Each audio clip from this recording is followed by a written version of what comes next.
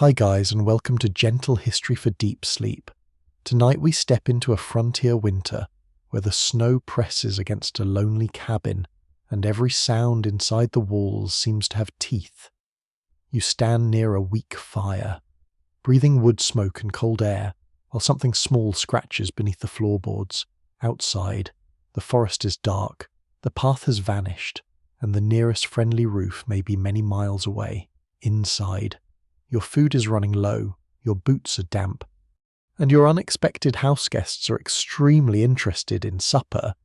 To be honest, you probably won't survive this, at least not with your modern expectations intact. There is no delivery app, no glowing refrigerator, and no emergency packet of biscuits waiting in a cupboard. So, before you get comfortable, take a moment to like the video and subscribe, but only if you genuinely enjoy what I do here, and tell us where you are listening from. Along with your local time, it is always comforting to imagine people settling down together across the world. Now dim the lights and let the room around you grow quiet as you step closer to the cabin door. The latch is a simple wooden bar, polished by hands and smoke when you lift it. The door gives a tired groan. A blade of wind slips through the opening and curls around your ankles before you pull the door shut again. The cabin is not large. One room holds nearly everything that matters. A bed rests against the wall, filled with straw or corn husks. A rough table stands near the hearth. Pegs support coats, tools, a powder horn, and perhaps a small iron pot darkened by years of flame. Cold rises through the floor and settles around your feet. A steady chill that seems less like weather and more like an opinion. This is the frontier, perhaps in the wooded backcountry of the 18th century, or farther west in the 19th. The details shift, but isolation remains stubbornly similar. Transport is difficult, markets are distant, and winter turns geography into a locked door. One mainstream historical fact settles around you with a smoke. Many frontier households depend on preserved food through the cold months, because fresh crops are unavailable and travel becomes unreliable. Cornmeal, flour, beans, dried fruit, smoked meat, and salted pork can mean the difference between discomfort and disaster. None of these foods are glamorous. No one arranges them delicately on a plate. Yet each handful represents summer labour stored against winter hunger. You move toward the hearth and hold your hands above the coals. Heat touches your palms, but your back remains cold. The fire consumes wood quickly, and gathering more is exhausting when snow lies deep. You cannot simply let it blaze for atmosphere. Every stick has been cut, carried, stacked, and protected from damp, warmth, like food, is counted. The cabin smells of ash, wool, old grease, leather, and bodies living too close together. Perhaps another person sleeps beneath a blanket, or children are bundled together for warmth. A dog lies near the hearth, useful against strangers but strangely uninterested in the tiny thieves beneath the wall. Then comes the sound again. Scratch, pause, scratch, scratch. You turn your head. The noise is delicate, almost polite. That is the troubling part. A storm announces itself. A falling branch cracks loudly. A wolf may howl across a valley. Rats, however, conduct their business in whispers. They do not need to frighten you. They only need you to sleep. You kneel beside the wall. Cold air breathes through a narrow gap between the logs where clay chinking has dried and fallen away. The cabin was built quickly, perhaps before the first frost, and perfection was never the goal. Survival was mud, moss, clay, strips of wood, and whatever else could be pressed into the cracks help keep out wind. But time opens little roads everywhere. A quirky frontier tidbit comes to mind. Some settlers hung food sacks from roof beams using cords, then placed smooth pieces of metal or polished gourds along the line to make climbing harder. It is a clever idea, at least until a determined rat discovers another beam, another shelf, or the remarkable convenience of simply chewing through the sack from above. Frontier engineering often has this quality. It works beautifully until nature notices. You look toward the pantry corner. Though pantry is a generous word, there is a chest, a barrel, a shelf, and several cloth bags. The food is kept away from damp and, ideally, away from animals. Ideally is doing great work in that sentence. Snow brushes the outer wall with a dry hiss. The roof timbers creak as the temperature drops. You imagine the landscape beyond the door. Trees stand black against a pale sky. Tracks cross the snow by morning. Perhaps deer, fox, rabbit, or something smaller. The path to the nearest settlement is hidden. A creek may be frozen. A horse, if you have one, needs feed of its own. Every possible escape demands energy and supplies, which are precisely the things winter takes away. Historians still argue whether frontier isolation has been exaggerated by later storytelling, since many settlers lived within networks of kin, neighbours, trade, and seasonal exchange. The lonely cabin in endless wilderness is sometimes more legend than daily reality. Yet distance is elastic in winter. A neighbour 5 miles away may be socially close in summer and unreachable after heavy snow. Community can exist and still fail to arrive in time. You lift the lid of a wooden chest. Inside are folded cloths, a few tools, perhaps a Bible, letters, or small objects carried from an older home. These are the possessions that say who you were before this place narrowed life to heat, shelter, and calories. A chipped cup may have crossed an ocean. A spoon may have belonged to a grandmother. Sentiment survives on the frontier, but it must share space with nails. On the table sits a candle stub. Tallow gives off a heavy smell when lit, and wax is too precious for careless use. Darkness comes early, so tasks follow the rhythm of daylight. You mend clothes near the fire, you check the door bar, you listen to the roof, you tell stories, pray, worry, or pretend not to worry. Then your stomach tightens. It is not yet true hunger, not the deep weakness that will come later. It is simply the body asking what happens next. You glance toward the food stores and perform the first quiet calculation of the night. How much flour remains? How many meals can be made from the corn? Is the pork still sound? How long until the weather breaks, the scratching stops? For a moment, silence fills the cabin so completely that you hear sap hiss in the firewood. You almost relax. Then something inside the wall gives a tiny squeak, followed by the soft patter of feet moving toward the place where your winter has been carefully stored.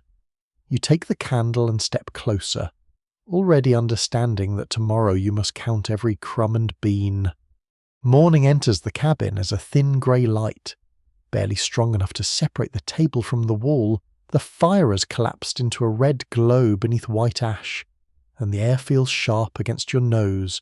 For several quiet breaths, you remain under the blanket, listening. No scratching. That should be reassuring, but it is not. Silence may mean the rats have gone. It may also mean they have finished. You rise carefully, keeping your feet away from the coldest boards, and breathe warmth into your hands. The room smells of smoke, damp wool, and the faint sourness of stored food. Somewhere above you, a roof beam gives a soft creak. Outside, wind moves across the snow with a whisper like a broom passing over dry earth. The pantry corner waits in shadow. You carry the candle stub closer. Though daylight is slowly growing, the flame trembles as you kneel beside the flour barrel. Its wooden lid appears undisturbed. For a hopeful second, you decide the noise during the night came from the wall itself, perhaps shrinking in the cold. A sensible explanation, a comforting explanation. Then you notice 3 pale crumbs on the floor. You lift the lid. The flour inside is still mostly there, but the surface is disturbed. A narrow track crosses it, marked by tiny feet and the dragging line of a tail. Near the rim, teeth have worked at the wood. The damage is not yet disastrous, but the message is clear. Your stores have been found, so you begin counting. The work is slow because every quantity matters. You cannot glance at the shelves and say there seems to be enough. Enough for how long? Enough for how many people? Enough if the weather clears, enough if it does not. You place the flour sack on the table and estimate its weight by lifting it with both hands. Perhaps 12 pounds remain. Perhaps 10. Scales are uncommon in a household like this. So judgment comes through practice. You learn the feel of a full measure, a half measure, and the dangerous lightness that means a container is nearly empty. Beside the flour sits cornmeal, coarser and more yellow, with a smell that reminds you of harvest. There are dried beans in a cloth bag, a handful of onions beginning to soften, and several pieces of salt pork wrapped in cloth. A small pouch contains salt. Precious not because it is rare everywhere, but because you are far from where it can be bought. A mainstream historical fact becomes painfully practical here. Corn was one of the most important frontier crops in North America because it produced heavily, stored well when dried, and could be prepared in many ways. Ground into meal, it becomes porridge, bread, dumplings, or a thickener for soups. It also feeds livestock and can be traded. A household with corn has choices. A household without it begins losing choices very quickly. You pour a little meal into a wooden bowl. The grains make a soft rushing sound, dry and clean. That sound now seems almost luxurious. You level the top with your finger and imagine how many meals the bowl might provide if mixed with enough water. This is the secret of winter food. You stretch it. You do not ask whether a meal is satisfying, you ask whether it lasts. Beans swell in the pot. Flour becomes dumplings floating in broth. Cornmeal becomes a thin mush that fills the stomach with warmth, even if it does not fill the imagination. A scrap of meat flavors an entire kettle. Fat is saved, reused, and treated with a respect modern kitchens usually reserve for expensive spices. Nothing edible is casually discarded. Crumbs are brushed from the table into a bowl. Bones are boiled again. Vegetable peelings may enter soup. Grease from the pan is poured into a jar. Even stale bread can be softened in broth or fried if little fat remains. You take a small knife and cut a damaged edge from an onion. The good portion goes back into storage. The spoiled piece is examined for longer than dignity requires. Could it still flavour a stew? Perhaps. Hunger makes philosophers of everyone. A quirky tidbit from frontier kitchens concerns ash. In some households, cooks use clean wood ash in food preparation, especially when treating corn through a process that loosens the hull and improves its usefulness. The chemistry is not explained in modern terms, but generations understand the result.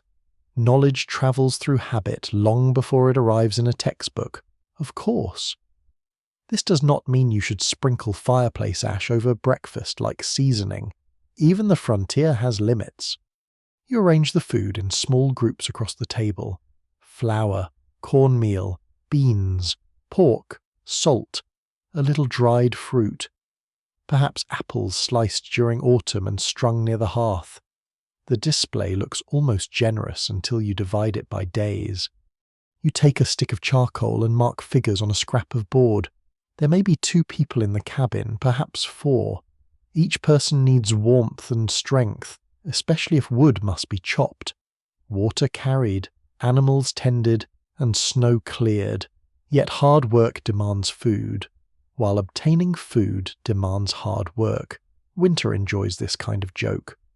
You plan breakfast as thin corn porridge with a shaving of pork fat. Dinner may be beans. Supper might be nothing more than warmed leftovers. You consider baking, but bread consumes flour quickly and tempts everyone to eat more whilst it is warm. Fresh bread smells like comfort, which is precisely why it is dangerous when supplies are low. Historians continue to debate how severe ordinary seasonal hunger was across different frontier communities, because records are uneven and families rarely wrote detailed accounts of every meal they missed. Diaries may mention weather, births, debts, or travel while leaving hunger implied between the lines. Archaeological remains can show what people stored or discarded, but not always how anxious they felt while looking at an almost empty sack. You understand that anxiety now. It does not shout, it settles behind your ribs. You tie the flour sack tightly and place it inside the barrel. Then you set a flat stone on the lid. It feels like a proper defense, solid and sensible. Yet rats can squeeze through spaces that seem impossibly narrow, climb rough surfaces, and gnaw materials that would discourage a less committed visitor. You inspect the beans next. One has a small bite missing, another is split. You search the bag and find dark pellets at the bottom. The whole supply may not be ruined, but trust has entered a difficult phase. You spread the beans across a cloth and sort them one by one. Good beans move to the left, damaged beans move to the right. Questionable beans rest in the middle, awaiting a decision that becomes more generous with every minute. The cabin is fully awake now. Someone feeds the fire. A pot receives water. The dog stretches and watches with mild interest, apparently convinced that rodent control belongs to management. Steam begins to rise. The smell of cornmeal soon fills the room, plain but comforting. You eat slowly, letting each spoonful remain warm on your tongue. There is no sugar, perhaps no milk.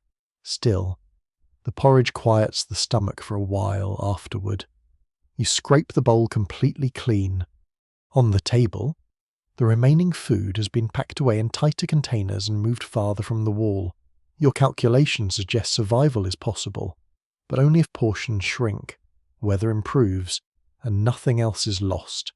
3 conditions, all uncertain, as you replace the last bag. A bean rolls beneath the table.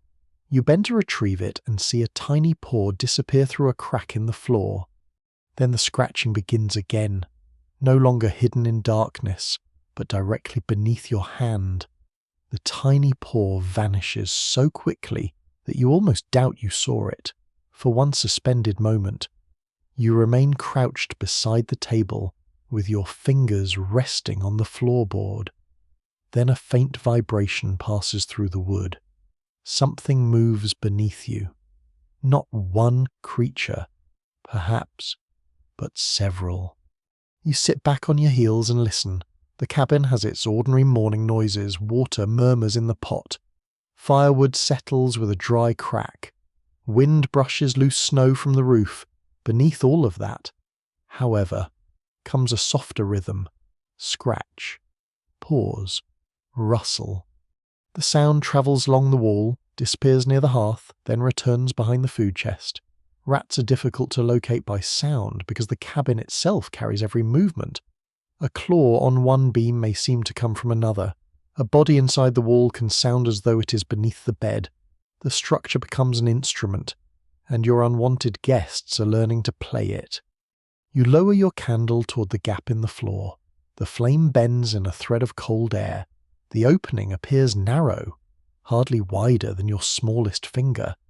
But that means very little. Rats possess flexible bodies, strong shoulders, and a remarkable ability to pass through spaces that look far too small. One mainstream historical fact offers no comfort.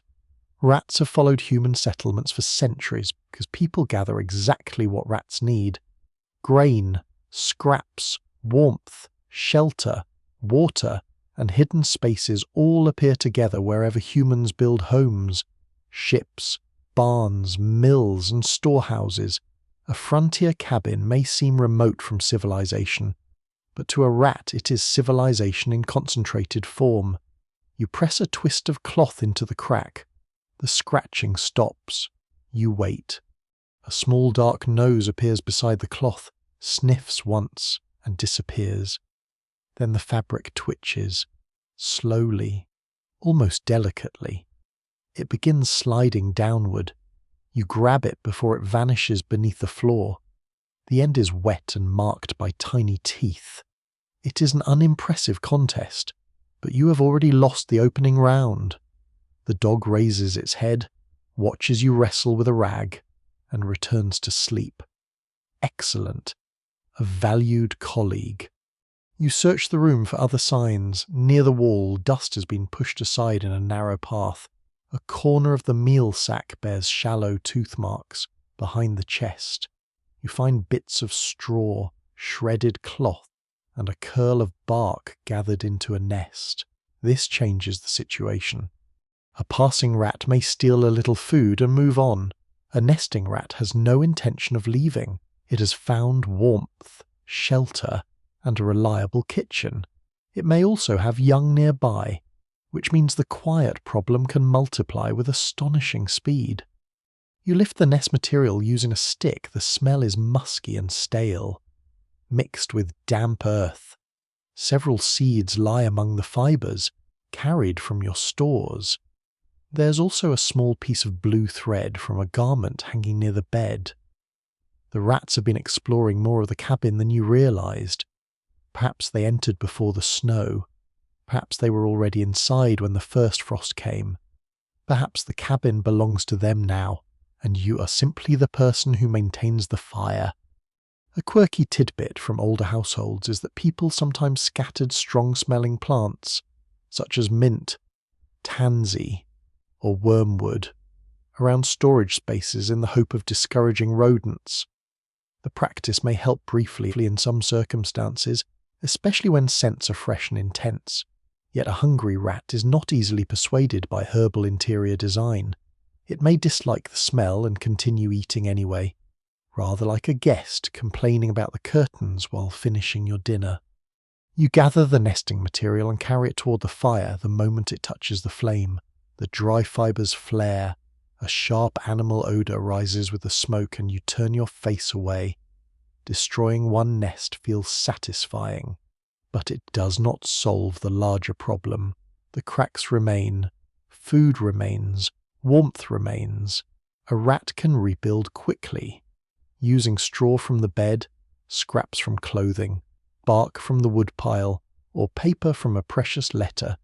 You inspect the bed next. This requires courage of a very domestic sort. You lift the blanket and shake it. Dust floats through the pale light. Nothing moves. You press your hand into the straw mattress and feel along the edges. The filling rustles under your palm. A sensible person might stop there. You do not. You push deeper and touch something smooth and cold. Your hand jerks back. After a breath, you reach in again and pull out a dried bean. Then another. Then 3 kernels of corn. The rats have begun storing your food inside your own bed. You stare at the little collection in your palm. There is something almost insulting about it. Theft is bad enough. Using your mattress as a private warehouse feels unnecessarily confident. Historians still argue whether rodent infestations in isolated frontier homes were usually constant hardships or seasonal crises made memorable by especially severe winters. Written evidence tends to favour unusual events, because people are more likely to record a disaster than an ordinary nuisance. Yet the architecture of early cabins, the presence of stored grain, and the difficulty of sealing every opening suggest that rodents were familiar companions in many households. Whether mentioned or not, you place the recovered kernels on the table. No one speaks for a moment. Food stolen by a rat raises a difficult question. Is it still food? Modern caution offers an immediate answer. Contaminated grain can carry disease, parasites, and filth. Yet frontier survival often leaves little room for immediate answers. A bean taken from a nest might be washed, boiled, and eaten. Waste can be dangerous. Hunger can be more dangerous. The correct choice depends on how much remains and how desperate you become. You're not desperate yet. That word matters, yet has entered the cabin. You begin sealing gaps with whatever you can find. Clay is pressed between floorboards. Small stones are wedged into wider openings. Thin scraps of metal, if available, are nailed over holes because teeth can pass through wood more easily than iron. You work carefully, but every repair reveals another weakness. Near the hearth, the clay has cracked from heat. Behind the bed, one log has shrunk away from the next, under the door. A narrow opening allows wind and small bodies to enter. The cabin was built to resist weather, not siege. By afternoon, your fingers are stiff and coated with dust. The fire burns lower because you've been too busy to feed it. Cold creeps back into the room, settling first near the floor where the rats travel. You sit at the table and study the stores again. The sacks now hang from pegs. The barrel lid bears 2 stones instead of 1. The beans rest in a covered pot. Everything appears safer. Then darkness begins to gather. Shadows climb the walls. The forest outside becomes a single black shape. You light the candle, and its glow reaches only a few feet into the room. For a while, there is silence. You almost believe your repairs have worked. Then comes a faint patter from above. You tilt your head. The sound moves along a roof beam, directly over the hanging flour sack. A dark shape pauses against the rafters, its tail curling behind it. Another shape appears farther back. The rats have not merely found the cabin, they have mapped it, and now they are watching you. The dark shape remains still above the flour sack, outlined by the weak candlelight. Its whiskers tremble. Its body seems much larger from below, though fear is generous with measurements. You reach for a broom. The rat moves before you do. It darts along the beam, crosses a joint in the roof frame, and disappears behind a bundle of drying herbs. The second rat follows with such confidence that it barely seems to hurry. A few grains of dust drift down through the light and settle on the table. You stand beneath the rafters, broom raised, listening to the soft retreat of claws. The cabin has revealed another road. Until now. You have studied the floor and walls. You have filled cracks near your feet, pressed clay into gaps, and guarded the food chest. Yet the creatures above you are using a different landscape entirely. Beams connect one side of the room to the other. Pegs become steps. Hanging sacks become destinations. The roof is not simply shelter. It is a bridge system. You lower the broom and look around with new suspicion. Every surface has 2 meanings. A shelf stores bowls for you and offers cover for a rat. A wall keeps snow outside and creates a warm hollow within. A roof beam supports the cabin and provides a dry highway above the fire. The cabin was never designed by an architect with neat drawings and perfect measurements. It may have been raised by family members, neighbours, or fellow settlers working quickly before winter. Trees were felled nearby, trunks were trimmed, dragged into place, and stacked. Corners were cut so the logs could lock together. Openings were left for a door, perhaps one small window, and smoke escaped through a chimney made from stone, clay, timber, or some uneasy combination of all 3. One widely accepted historical reality is that many early frontier cabins were built in stages. A family might first create a crude shelter, then improve it as time, tools, and resources allowed. Floors could begin as packed earth before boards were added. Windows might be covered with oiled paper, cloth, shutters, or animal skin before glass became affordable. A home that appears solid from a distance may remain full of unfinished seams. Those seams surround you now. You touch the wall beside the bed. The log feels rough beneath your palm, still carrying the shallow marks of an axe. Between the timbers lies chinking, a mixture that may include clay, mud, moss, straw, stones, or wood fragments. It blocks wind when fresh. But weather works patiently.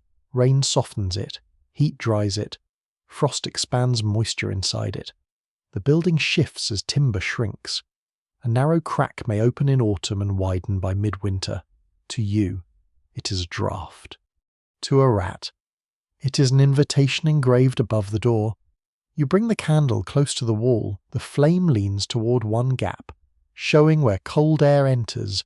Another opening holds a tuft of moss that has been pulled partly free. Tiny tooth marks score the edge. The creatures are not merely discovering holes, they are enlarging them. You press the moss back into place, then cover it with clay. The clay is cold and gritty, and it sticks beneath your fingernails. It will need time to dry, but the room is damp and the air near the wall is nearly freezing. Repairs made in winter often remain temporary because the conditions that caused the damage continue while you work. Near the hearth, matters are worse. Heaters bake the clay until it is hard and brittle. A piece breaks away when you touch it, revealing a dark channel beside the chimney. Warm air rises through that space. So does the smell of cooking. The rats do not need to see your supper. The cabin advertises it.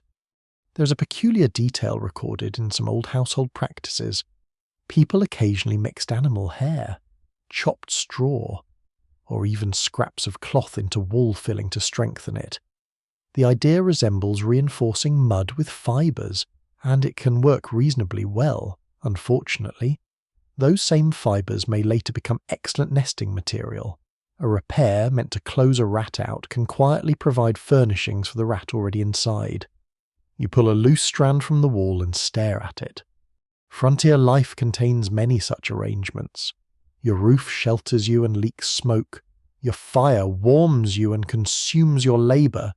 Your stored grain preserves life and attracts the creatures that threaten it. Nothing serves only one purpose. The door receives your attention next. It is thick enough to stop a person, but it hangs unevenly on simple hinges.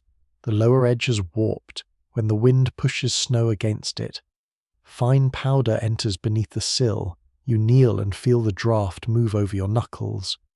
The opening is small, but a rat can flatten its body more than you expect. Young animals require even less space. You nail a strip of wood along the bottom, though the board itself may eventually be gnawed. A piece of sheet iron would be better. But metal is valuable. It is needed for tools, repairs, cooking, weapons, and trade. Using it to defend a doorway from rats may feel extravagant until the flour is gone. Experts continue to disagree about how effectively ordinary frontier families could make cabins secure against pests. Since construction quality varied enormously, some homes were carefully built and repeatedly repaired. Others were hurried structures meant to last only a season. Regional materials also mattered.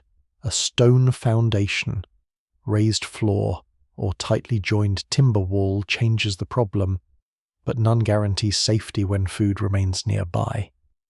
You inspect the floorboards one at a time. Some are split, others do not meet cleanly. Beneath them lies darkness, perhaps an open crawl space, packed soil, or a shallow foundation where cold air, insects, and rodents move freely. You tap each board with the broom handle. A hollow sound answers, then another. Near the food chest, one plank shifts under pressure. You lift it slightly and smell earth. The space below is not empty. You see dry leaves, bits of cloth, several nutshells, and a narrow tunnel pressed into the soil. The passage runs toward the outer wall. This is more than a random crack. It is a route used repeatedly. You widen the opening enough to look more closely. No rat appears, but the tunnel seems fresh. Its sides are smooth from passing bodies. A few grains of corn lie beside it. The cabin floor has become a ceiling above another world. You replace the plank and set a heavy stool over it. The solution is immediate and ridiculous.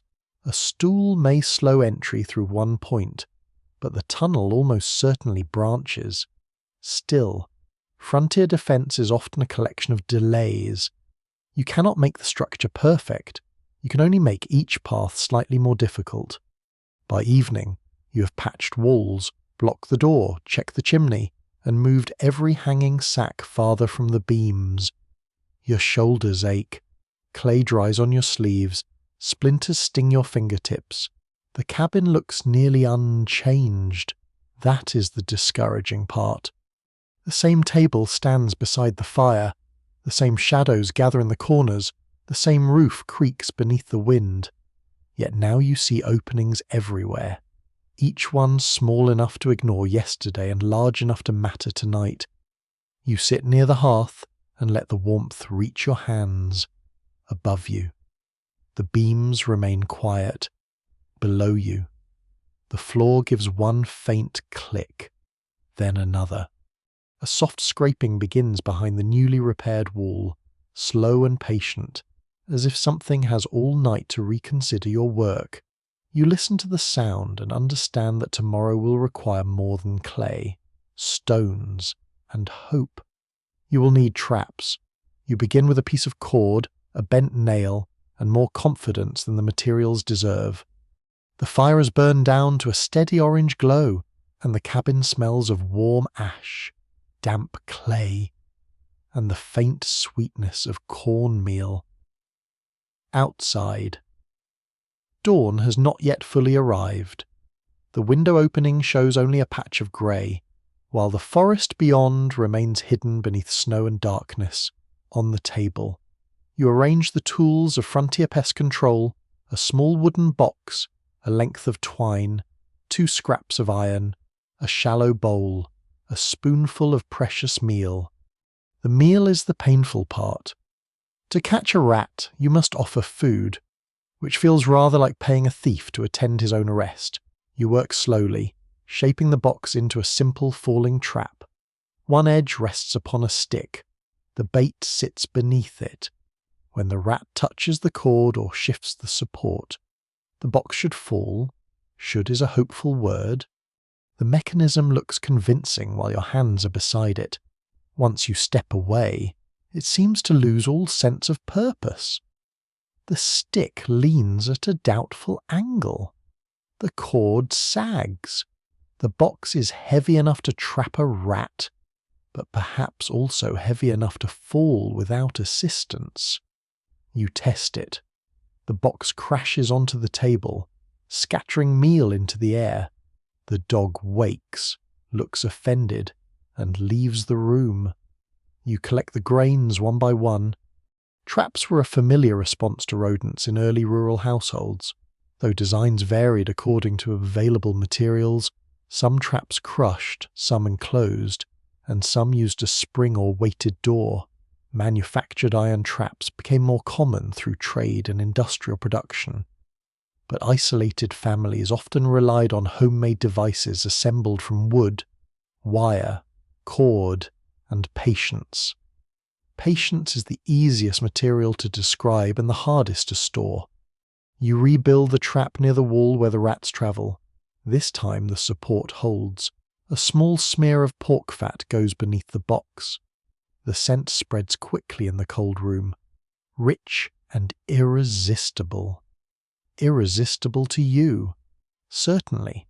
Whether the rats agree remains to be seen. The next defense is a water trap. You place a deep bucket beside a crate. Creating a rough stairway to the rim, a little grain floats upon the surface. In theory, a rat climbs up, reaches for the bait, and falls in. In practice, rats are cautious around unfamiliar objects. They inspect changes in their surroundings. A bucket that appeared overnight may receive more suspicion than a tax collector. You rub ash and dirt along the sides to remove the smell of your hands, then scatter a few crumbs nearby. You have now used even more food to protect the food. Frontier arithmetic continues to mock you.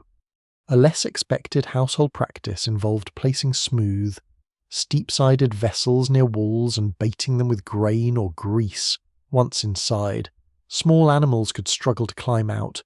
The idea sounds simple, though success depended on the shape, depth, and determination of the animal.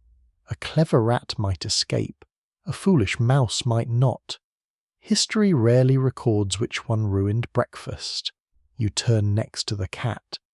There may be one in the cabin, a lean creature with pale eyes and a tail curled neatly around its paws. Cats were valued aboard ships, in barns, around mills, and inside homes because they hunted mice and sometimes rats. They also required food and warmth, which made them both workers and dependents. You carry the cat toward the pantry corner. It stiffens in your arms, then drops lightly to the floor. Its nose moves. Its ears turn toward the wall for a moment. Hope rises. The cat approaches the gap beneath the chest. It sits. It waits. You wait. The rat scratches behind the wall.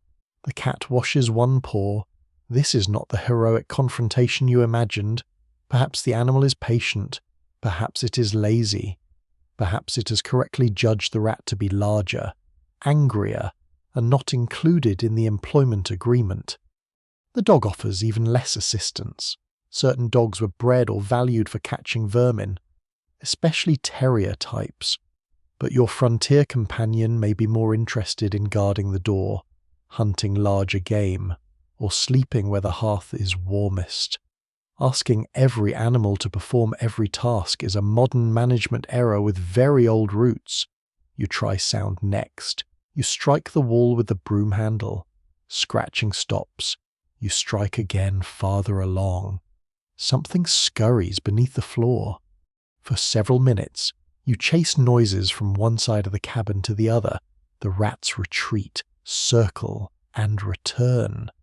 They know the hidden spaces better than you do. You're not driving them out. You're merely adding percussion to their evening. People across different regions use strong odors, smoke, herbs, and household mixtures to discourage pests. Peppermint, tansy, onion, soot, and even singed hair appear in various traditions. Some methods may have disrupted scent trails briefly. Others probably comforted the person more than they troubled the rat. You crush dried mint between your fingers and scatter it near the stores. The cabin smells fresher. The rat remains employed. There is also a more questionable remedy suggested by a traveller at a distant trading post. You remember him leaning close to the fire, speaking with the confidence of a man who would not be present when the plan failed. He claimed that rats could be driven away by placing a bundle of their nesting material near the hearth, adding strong spirits, and setting it alight so the smell passed through the walls. This approach combines fire, alcohol, dry timber, and panic. You decide against it. The frontier already offers many ways to lose a cabin. There is no need to invent a festive one. Researchers remain divided over how much settlers trusted folk remedies, compared with direct physical methods such as traps, cats, sealed containers, and repeated repairs. Written advice books often promote confident solutions, but daily practice was probably more flexible. Families tried whatever was available, remembered whatever appeared to work, and abandoned methods that caused more trouble than the rats. You move the flour barrel onto 2 flat stones. A strip of metal is wrapped around the lower portion, making the surface harder to grip. The lid receives another stone. The meal sack is placed inside a pot with a fitted cover. These changes feel more reliable because they do not depend on a rat making a mistake. They simply make access harder. Even so, nothing is fully secure. Wood can be gnawed, cloth can be torn, lids can be shifted. A rat-denied one route may spend hours testing another, and the long winter provides hours in abundance. Night settles over the cabin again. The candle burns low. You sit beneath a blanket, listening for the fall of the box trap. Nothing happens. The bucket remains still. The cat sleeps beside the hearth. At last, near midnight, a sudden crash breaks the silence. You rise so quickly that the blanket catches around your legs. The box trap has fallen. The cord lies loose. A smear of fat has vanished. You lift the edge carefully. Nothing is beneath it. A trail of tiny footprints crosses the scattered meal. passes around the bucket and ends beside the flour barrel. From inside the barrel comes a soft, steady chewing sound. The chewing continues from inside the flour barrel, steady and unhurried. You stand beside it with the candle raised, trying to understand how this is possible. 2 stones remain on the lid. The strip of metal around the lower wood is still fixed in place. Nothing appears disturbed. Yet something is eating. You set the candle on the table and remove the first stone. It lands with a dull thump. The second follows. Then you place both hands on the lid and lift it slowly. A rat bursts upward. It strikes the edge, scrambles across your wrist and leaps onto the floor. You recoil as it vanishes beneath the table. The candle flame shivers. The cat wakes too late, charges toward the wrong corner, and stops with an expression of professional concern inside the barrel. The flour is no longer smooth and pale. It is churned into ridges and hollows. Dark pellets lie across the surface. Bits of wood, fur, and shredded cloth are mixed through it. Near the side, a tunnel descends into what should have been your most dependable supply.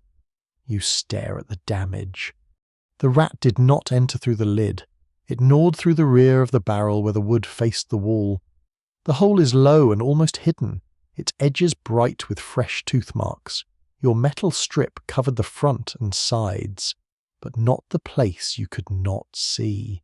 A clever defense has protected everything except the vulnerable part. You tilt the barrel forward, flour trickles from the hole and falls onto the floor in a soft white stream. It forms a little mound beside your boot. The sight is strangely beautiful. That makes it worse. Flour is not merely one ingredient among many in a frontier household. It carries possibility. It can become bread, biscuits, dumplings, thickened broth, gravy, paste for sealing paper, or a coating for food before frying. It is portable, familiar, and filling. A barrel of flour represents meals not yet made. Now, those meals lie mixed with filth. Commercial flour became increasingly important in many frontier regions as mills and trade routes expanded, but access varied greatly. Families living near a gristmill could bring grain for grinding, often paying the miller with a portion of the meal. More isolated households might grind corn by hand or travel considerable distances for processed flour. Losing it in winter could not be corrected by a brief walk to a shop. You scoop a little from the top with a wooden cup. Perhaps the upper layer can be saved. You examine it in the candlelight. At first, it appears clean. Then you notice tiny dark specks. You sift it between your fingers and find a fragment of nesting fibre. You place the cup down. The decision should be simple. Contaminated food is unsafe. Rat waste can spread illness, and removing visible dirt does not remove everything dangerous. Yet the barrel may contain most of the food meant to carry you through the coldest weeks. Safety and survival have begun pulling in opposite directions. You take a clean cloth and stretch it over a bowl, then pour a small measure of flour through it. Fine powder falls below while larger debris remains above. You consider baking the sifted portion thoroughly. Heat can reduce certain dangers, though it cannot make every contaminated food harmless. The process offers emotional comfort because you're doing something.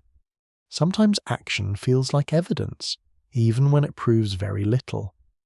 A curious practice in older kitchens involves sifting flour repeatedly, not only to remove insects and husks, but also to improve its texture before baking. Fine sieves were useful possessions, and families without one improvised with cloth or woven material. The method works well for stones and visible debris. It works less impressively when the problem is invisible. You continue for several minutes, then stop. The bowl beneath the cloth contains flour that looks nearly normal. It smells faintly musty. Perhaps that is the barrel. Perhaps it is the rat. Perhaps fear has developed a scent of its own, behind you. The animal scratches beneath the table. It has eaten and escaped. Your trap remains empty. You carry the barrel closer to the hearth and inspect every stave. The hole is larger than a coin. More teeth marks appear near the base. A second opening has begun on the opposite side, not yet complete. The rats have been working from several directions. You empty the barrel onto a broad cloth spread across the floor. Flour rises in a pale cloud, catching in your throat and settling on your sleeves. Dark grains appear throughout the pile. Some are obvious. Others disappear into the powder. There is no clean layer. The loss settles over the room quietly. No dramatic cry comes. No one throws a bowl against the wall. Frontier disaster often arrives without ceremony. You simply look at what remains and adjust your understanding of the future. Experts still dispute how frequently settlers consumed food damaged by rodents, insects, mold, or damp, because such choices were ordinary enough to go unrecorded and embarrassing enough to remain unmentioned. Household advice often recommended sorting, washing, drying, or cooking questionable supplies. The line between thrift and danger shifted according to need. Tonight, need has moved closer. You save a small portion from the deeper centre of the pile, where contamination appears least obvious. It goes into an iron pot with a lid. You know this may be foolish, but throwing away every ounce feels impossible. The rest must leave the cabin. If you dump it near the door, the rats will gather there. If you scatter it in the snow, they may follow the scent back. Burning flour is difficult, and pouring a large quantity into the hearth could smother the fire or send powder into the air. So you carry it outside in small loads. The cold strikes your face as soon as the door opens. Moonlight lies across the snow, blue and faint. Each breath forms a cloud. You walk away from the cabin, moving toward a hollow beyond the woodpile. The flour spills onto the snow in pale heaps that almost disappear against the white surface. You cover each one with more snow, though animals will find it eventually. Nothing edible remains hidden for long in winter. When you return, the cabin feels smaller. The empty barrel stands near the wall with its wound exposed. You press a piece of metal over the hole and nail it in place, though there is little left to protect. Your hands shake from cold and anger. The cat sniffs the barrel. The dog watches from the hearth. On the table, the little covered pot contains what may be safe flour, or may only resemble safe flour. Beside it sit the cornmeal, beans, dried fruit, and salt pork. Yesterday, the stores looked narrow but manageable. Tonight, an entire category of meals has vanished. You imagine bread and feel your mouth respond. Warm crust, soft centers, the smell rising from a pan. Memory becomes cruel when it describes food clearly. You sweep the last white dust from the floor. Some has entered the cracks between the boards.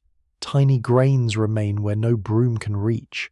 From below comes a faint rustle. The rats are gathering what you cannot recover. You sit at the table and begin counting again, this time without flour. The numbers shorten. Portions shrink. Meals become thinner before they have even been cooked. Outside, wind moves over the buried heaps. Inside, the barrel stands silent at last, without flour. Breakfast becomes a quieter affair. You stir cornmeal into hot water and watch the mixture thicken slowly above the fire. The wooden spoon moves through it with a soft scraping sound. Steam touches your face, carrying a plain, warm scent that once might have seemed comforting. Now it smells like calculation. You add no more meal than necessary. A little salt enters the pot. A shaving of pork fat follows, melting into a faint shine across the surface. There is enough to give the porridge flavour, but not enough to make it rich. Richness belongs to summer tables, harvest feasts, and memories that winter has no intention of honouring. You divide the food carefully. Each bowl receives a portion that looks reasonable until the spoon touches it. Then the bottom appears almost at once. You eat slowly, not because the meal deserves admiration, but because speed would end it too soon. The porridge is hot against your tongue. Its texture is coarse and slightly gritty. You press each mouthful against the roof of your mouth and wait before swallowing. The stomach notices quantity more than ceremony. When the bowl is empty, you scrape it clean. A narrow line of meal clings near the rim. You gather it with one finger. Yesterday. Such a gesture might have felt miserly. Today, it feels responsible. Meals now divide the day into small rituals of restraint. Morning begins with measuring. Midday brings another inspection of the stores. Evening ends with a question of whether supper should be eaten now or saved until tomorrow. You discover that hunger does not always arrive as pain. At first, it is attention. You notice every smell. You hear the knife touch the cutting board. You watch another person chew. The crackle of fat in a pan becomes impossible to ignore. Even the dog licking its paw seems suspiciously well fed. By noon, your thoughts circle the pantry. You tell yourself not to look. Then you look. The beans remain in their covered pot. The cornmeal sack hangs from a peg that no longer feels secure. The dried apples have become more precious simply because they are sweet. The salt pork waits beneath cloth, dense and heavy, but every slice taken from it makes the remaining piece visibly smaller. A familiar reality of frontier cooking is that one pot often served an entire household through much of the day. Beans, grains, vegetables, bones, and scraps could simmer together, with water added as needed. Such meals saved fuel and made limited ingredients travel farther. They also meant that the same thin broth might appear at breakfast, dinner, and supper, growing weaker each time it returned to the fire. You soak beans for the evening meal. They tap softly against the bowl as you pour them in. Water darkens around them. Given time, they will swell, which creates the pleasant illusion that the household owns more food than it did an hour earlier. You set the bowl near the hearth, then you wait. Waiting becomes part of eating. Beans must soften, broth must simmer, dried fruit must soak, tough meat must surrender slowly to heat. There is no quick meal when every ingredient is chosen for storage rather than tenderness. The cabin fills with the smell of beans by late afternoon. It is earthy and mild. You add one onion, trimming away its soft outer layers. Half goes into the pot, the other half is wrapped and returned to the shelf. A small piece of pork is cut into cubes. You count them without meaning to.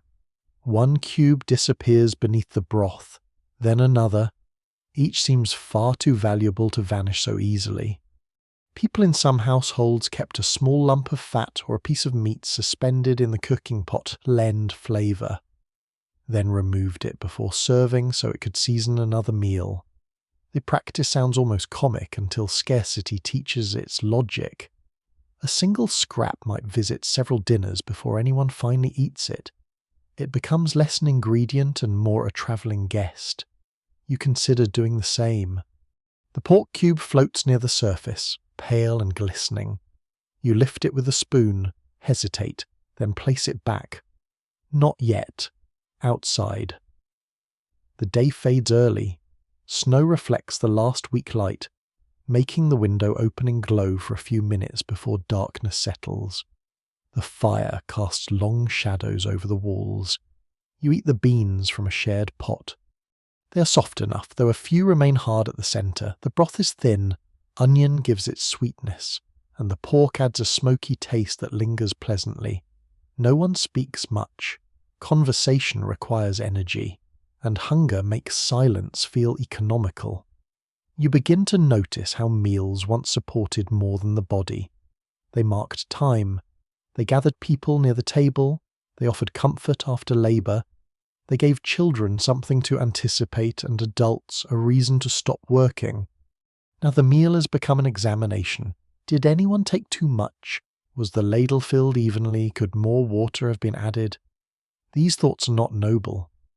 But hunger rarely improves manners as quickly as stories suggest. Researchers continue to question how evenly food was divided within struggling frontier households. Some evidence suggests adults reduced their own portions to protect children. Other records reveal differences shaped by age, labour, health, gender, authority, and simple favoritism. A family table can be a place of care, but scarcity may expose every imbalance already present. You look at the people beside you, or imagine them if you are alone. A child might ask whether there is more. An older relative may insist they are not hungry. A spouse might slide part of a portion across the table without comment. Such gestures are small enough to escape official history. Yet they determine who rises with strength the next morning. You add water to the pot and cover what remains. Tomorrow, the broth will be thinner, the beans will be fewer, the smell may be almost the same. After supper, you clean the bowls with a scrap of cloth and a little warm water. Grease is too valuable to rinse away carelessly. You wipe the pot and save what clings to its sides. Then the night stretches ahead. Sleep should quiet hunger, but an empty stomach can make rest shallow. You lie beneath the blanket, listening to the cabin settle. Your body feels light in an unpleasant way. The bed is warm only where you have already warmed it. You turn onto one side, then the other. The smell of the evening meal remains in the room, faint but persistent. It seems stronger now that nothing is left to eat. You remember bread, not merely bread as food, but bread being broken, steam escaping from the centre, crumbs scattered on the table, the careless generosity of taking a second piece. Memory has no rationing system. From the rafters comes a soft movement. The rats are awake. Perhaps they smell the pot. Perhaps they have found some forgotten grain. Perhaps they are simply moving through the cabin because this is now part of their nightly routine. You hear tiny feet cross a beam. The sound pauses above the shelf. You hold your breath. A dry apple slice shifts inside its cloth wrapping. You rise, lift the candle, and cross the room. The flame reveals nothing at first, then a tail slips behind the beam. You move the dried fruit into the covered pot beside your bed. The rats retreat. Your stomach tightens again. By morning, the meal rituals will begin once more. The measuring, soaking, cutting, saving, and pretending will continue. Only now the animals know your schedule too. The rats no longer wait for complete darkness. At first, you noticed them only after the candle had burned low, when the cabin softened into shadow and every corner seemed deeper than it really was. Now one appears while you're still awake, sitting beneath the table with your hands around a warm bowl. It pauses near the wall. You pause too. The animal lifts its head and tests the air. Its whiskers move rapidly. Its eyes catch the firelight as two brief points of black glass. It knows you are there. More troubling still, it appears to know exactly how far away you are. You reach for the broom. The rat retreats 2 steps. You stop. It stops. For a moment, the two of you study one another across the floor, both apparently disappointed by the management of the household. Then the rat darts beneath the chest before the broom can descend. This growing boldness is not imagination. The creatures have begun learning your routines. They know when the fire is fed. They know when the pot is uncovered. They know where crumbs fall after meals and when the cat is asleep. They know that you cross the room slowly after waking, that the door opens each morning, and that the darkest corner near the bed remains undisturbed for hours. Their world is built from scent, vibration, memory, and repetition. Your habits give the cabin a rhythm. Rats notice rhythm because survival rewards caution. A new object may be dangerous. A familiar path may be safe. A broom resting in one place becomes part of the landscape. A trap that smells of hands and iron remains suspicious until hunger overrules fear. Well-observed studies of rat behavior show that they can be wary of unfamiliar objects. especially around established feeding routes. This caution, sometimes called fear of novelty, makes trapping difficult. A device placed directly in a known pathway may be avoided for nights while the animals inspect it from a distance. You understand this without needing the modern term. The box trap has not moved. The bucket has caught nothing. The bait disappears only when your attention does. You decide to alter the arrangement. Instead of setting the trap at once, you place the wooden box near the wall without raising it. A few crumbs go beside it. The idea is to let the rats grow accustomed to its presence. Tomorrow, perhaps, you will move the crumbs closer. Later, they may go beneath it. This requires surrendering food over several nights in the hope of protecting food afterward. Again, the arithmetic is insulting. You leave the room as unchanged as possible and pretend not to watch. At dusk, one rat emerges from beneath the floor. It approaches the box in a slow curve rather than directly. Its body remains low. It sniffs the surrounding boards, retreats, returns, and finally takes a crumb from several inches away. The next night, it comes sooner.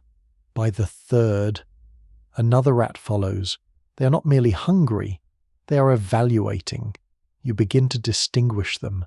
One is large, dark, and cautious. Another is smaller, with a pale patch near one ear. A third moves so quickly that you see mostly tail. There may be more, but the cabin offers only fragments of each animal. A face beneath a shelf, a shadow along a beam, a ripple in the straw. People sometimes assumed that rats could be frightened away by leaving human hair near a hole, believing the scent of a person would signal danger. Yet animals living inside occupied houses are already surrounded by human scent. Hair may be alarming for a moment, but after several uneventful nights it becomes merely another useful material for a nest. You test the idea anyway. A small bundle of hair goes near the wall opening. By morning, it is gone. Later, you discover part of it woven into the bedding beneath the floor. The rat has turned your warning into insulation. There is almost something admirable in that efficiency, though admiration becomes difficult when your stomach is empty. You move the meal sack again, this time suspending it from a cord in the center of the room. The cord passes over a beam and ends near the wall. A smooth tin plate is fixed above the sack to block anything climbing downward. For several hours, the arrangement seems successful. Then you notice the rats are not trying to descend from above. They reach the cord from the wall, run along it, and stop at the plate. One tests the edge with its front paws. Unable to pass, it returns to the beam. You feel a small glow of triumph. The following night, you hear chewing. The rat has begun gnawing through the cord itself. You lower the sack before it falls. The creature retreats into darkness, leaving several fibers hanging loose. Every defense teaches them something. Every failure teaches you something too, though their lessons seem faster. Opinion remains divided among historians of domestic life over how much ordinary families understood about rat behavior beyond practical observation. They may not have described learning, caution, or social signaling in formal language. But generations of household experience taught them that rodents remembered routes, avoided certain traps, and returned to dependable food. You're developing that same knowledge now. The rats prefer edges. They dislike crossing open floor unless driven by hunger. They travel behind furniture and along walls where their whiskers can touch a surface. They investigate new smells carefully. They return to places where food was found before, even after the food is moved, so you clean every trace. The table is wiped after meals. Crumbs are burned or eaten. Grease is covered. Cloth bags are shaken outdoors. You sweep along the walls, then press ash into cracks to reveal footprints. By morning, the ash shows delicate tracks. They curve around the trap, they climb the leg of the table, they lead directly to the covered bean pot. The lid has not moved, but tooth marks now circle its wooden handle. You begin sleeping with food closer to the bed. The dried fruit rests near your shoulder. The cornmeal is sealed inside a pot beneath the frame. The pork hangs from a hook almost directly above you. This arrangement keeps supplies within reach, but it also brings every smell of food into the place where you're trying to rest. You wake repeatedly. A scrape against wood, a faint squeal, the whisper of claws on cloth. Each sound pulls you back from sleep. Sometimes nothing is there. Sometimes a rat sits only a few feet away, waiting for you to become still again. One night, you decide not to move. The candle has gone out. The fire gives only a dull red light. You lie beneath the blanket with your eyes partly open. A shape descends from the bed frame. It pauses near your boot. Another follows. They move toward the pot beneath you, silent except for the softest touch of claws. One rat places its front paws on the lid and pushes. The lid shifts. You sit up sharply. Both animals vanish. The pot remains closed, but only barely. They have learned that the lid can move. By morning, you add a stone. By evening, they test the stone. Their confidence is growing because hunger encourages risk, and repeated survival teaches them that you are dangerous only at close range. You begin to understand the deeper problem. The cabin is not merely infested, it has become shared territory. You own the daylight, the hearth, and the door.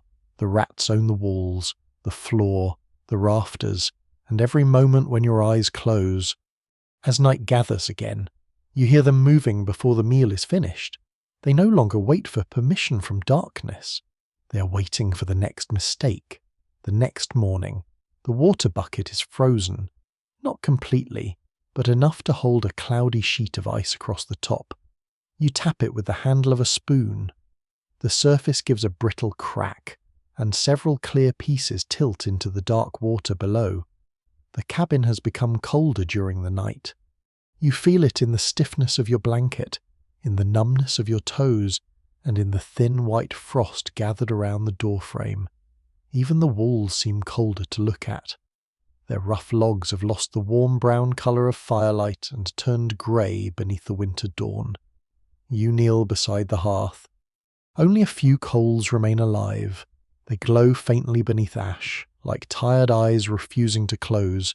You add bark, dry splinters, then a narrow piece of wood. Smoke curls upward for several uneasy moments. Nothing catches. You blow gently. The coals brighten. A tiny flame appears, bends, and almost disappears. You blow again until your chest aches. At last, the bark begins to burn. Relief arrives as a simple orange tongue of fire. Without it, the cabin would become dangerous quickly. Cold is not merely uncomfortable here, it slows your hands, stiffens stored food, freezes water, weakens sleep, and turns every ordinary task into heavier labour. If the fire goes out completely, you may need flint, steel, dry tinder, and steady fingers to restore it. Those fingers may not remain steady for long. Firekeeping was a central domestic responsibility in many early households. Before easy matches became common, preserving live coals could save considerable effort. Ash was sometimes banked around embers at night so heat remained until morning. A carefully maintained hearth provided cooking, light, warmth, and a place to dry clothing, though it also demanded constant fuel. You add another log. The flame strengthens, but the room does not warm at once. Heat gathers near the hearth while cold stays pooled along the floor. Your face grows warm before your boots do when you turn around. One side of your body feels toasted and the other feels stored in a cellar. You rotate slowly. Frontier luxury has arrived. You're being cooked evenly. The frozen bucket must now be dealt with. You place it close enough to the hearth for the ice to soften, but not so close that the wooden staves dry unevenly and leak. Water is required for porridge. beans, washing, and drinking. Snow surrounds the cabin, yet snow is an inefficient source. A full pot melts into a disappointing amount of water, and the process consumes fuel. You could visit a spring or creek if one lies nearby, but the route may be hidden and the surface frozen. Breaking ice requires effort. Carrying water back across packed snow requires more. A single slip can soak clothing, and wet clothing in severe cold is not a minor inconvenience. You lift yesterday's beans from their covered pot. The broth has thickened into a dark jelly. A film of fat rests on top. You warm it slowly and add water, turning the remains of supper into breakfast. The smell is pleasant at first, then faintly sour. You sniff again. Is it spoiled? The cold should preserve it. But the pot spent hours near the fire. The room moves between freezing and warmth. A poor arrangement for certainty. You taste a drop from the spoon. It seems acceptable. Seems as joined should, and perhaps among the most dangerous words in the cabin. Cold weather could preserve meat, dairy, and cooked food. Yet temperature inside a heated cabin varied sharply. Items near an outer wall might freeze, while those beside the hearth warmed enough to spoil. Families depended on experience, smell, appearance, and taste, because exact temperature control did not exist. You bring the beans to a stronger boil. The heat reassures you, though not every danger announces itself through flavour or odour. Still, throwing the meal away would leave only corn porridge until evening. The rats have no such hesitation. One runs across the beam while you stir the pot. It disappears behind the chimney, seeking the warmest channels in the structure. The animals suffer from cold too, which makes your cabin more attractive. Their bodies need food to maintain heat. Their search becomes bolder as the weather worsens. A curious belief in some rural communities held that rats would leave a building before a severe storm, as though they possess secret knowledge of approaching weather. In reality, animals often respond to pressure, temperature, sound, and changes in shelter. Unfortunately, the rats in your cabin are not leaving. Their forecast appears to be continued indoor dining. You open the door to gather wood. Wind strikes immediately. It carries loose snow into the room and presses cold through your clothing. The world outside is nearly colourless. White ground meets a pale sky. Dark tree trunks rise from drifts, and the path to the woodpile is already softening beneath fresh snow. You step out. The cold grips the moisture inside your nose. Snow squeaks beneath your boots, a dry sound that speaks of low temperature. Each breath feels too clean, almost sharp. The woodpile has shrunk. You knew this, of course, but seeing the remaining logs beneath their covering produces another quiet calculation. Fuel must last as surely as food. Burn too freely and you may have an empty pile before the weather changes. Burn too little and illness, frost injury, or simple exhaustion may follow. You select several pieces of dry wood and carry them inside. The load feels heavier than it did a week ago. Hunger is beginning to reduce strength, not dramatically. You can still work. You can still lift, cut, sweep, and carry. Yet recovery takes longer. Your shoulders ache after smaller efforts. Standing too quickly brings a moment of darkness at the edges of your sight. You sit near the hearth until it passes. Researchers continue to disagree about how often cold. Hunger and disease combined in frontier deaths recorded under vague descriptions such as fever, weakness, or exposure. Historical records may name one final cause while hiding the chain that led to it. Poor nutrition weakens resistance. Cold increases the body's energy demands. Smoke irritates the lungs. Isolation delays help. Each hardship gives strength to the next. The cabin air thickens as the fire grows. Smoke does not escape perfectly. It catches beneath the roof, stings your eyes, and leaves a bitter taste on your tongue. You adjust the draft near the chimney. More cold air enters through the opening, but the smoke thins. Warmth and ventilation pull against each other. Again, the cabin offers no simple victory. By afternoon, a cough has begun. It may come from smoke, dry air, exhaustion, or the first edge of illness. You wrap the blanket closer and drink warm water. There is no physician nearby, perhaps no trained healer within days of travel.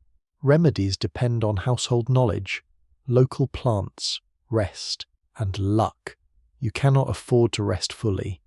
Wood must be brought in, the fire must be fed, food must be guarded, ice must be broken, the traps must be checked. Cold multiplies every duty while reducing the strength available to perform it. Night comes early beneath heavy clouds. Snow presses against the lower wall. The door resists when you try to open it, and you must push with your shoulder to clear the drift. Inside, the water begins freezing again near the edge of the room. The beans are gone. The rats scratch inside the warm wall beside the chimney. You sit close to the fire, feeling heat on your face and cold along your back. The cabin creaks under the weight of winter, and the pork hanging above you gives off a faint salty smell. For the first time, you wonder whether the cold is preserving it, or hiding what has already begun. The pork hangs above you in the dimness, wrapped in cloth and suspended from a wooden peg near the hearth. For several days, you have trusted the cold to protect it. Salt has drawn moisture from the meat. Smoke has darkened its surface. The winter air has turned the outer fat firm beneath your fingers. Everything about it suggests endurance. Yet the smell has changed. It is subtle at first. Beneath the familiar sense of smoke, salt, and grease lies something sweeter, heavier, and wrong. You stand and lift the bundle from its hook. The cloth feels damp along one edge. That should not be possible. The air inside the cabin is dry enough to crack your lips, and the pork has not touched water. You carry it closer to the fire, where the orange light reveals a dark stain spreading through the wrapping. Your stomach tightens before you uncover it. The knot resists your stiff fingers when it finally loosens. The cloth falls open across the table. A ragged hollow has been chewed into the meat.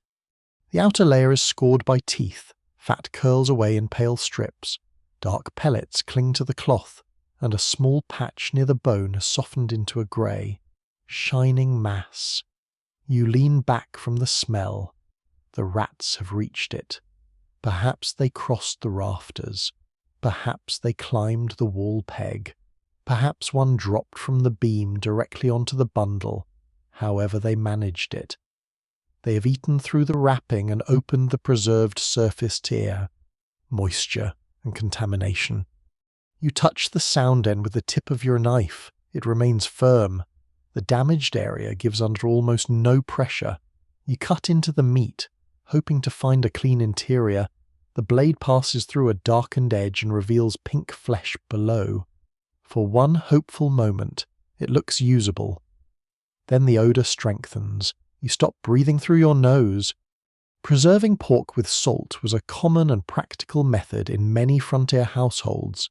Fresh meat could not remain safe for long without cold storage, so families cured it in barrels, packed it with salt, smoked it, or combined several methods.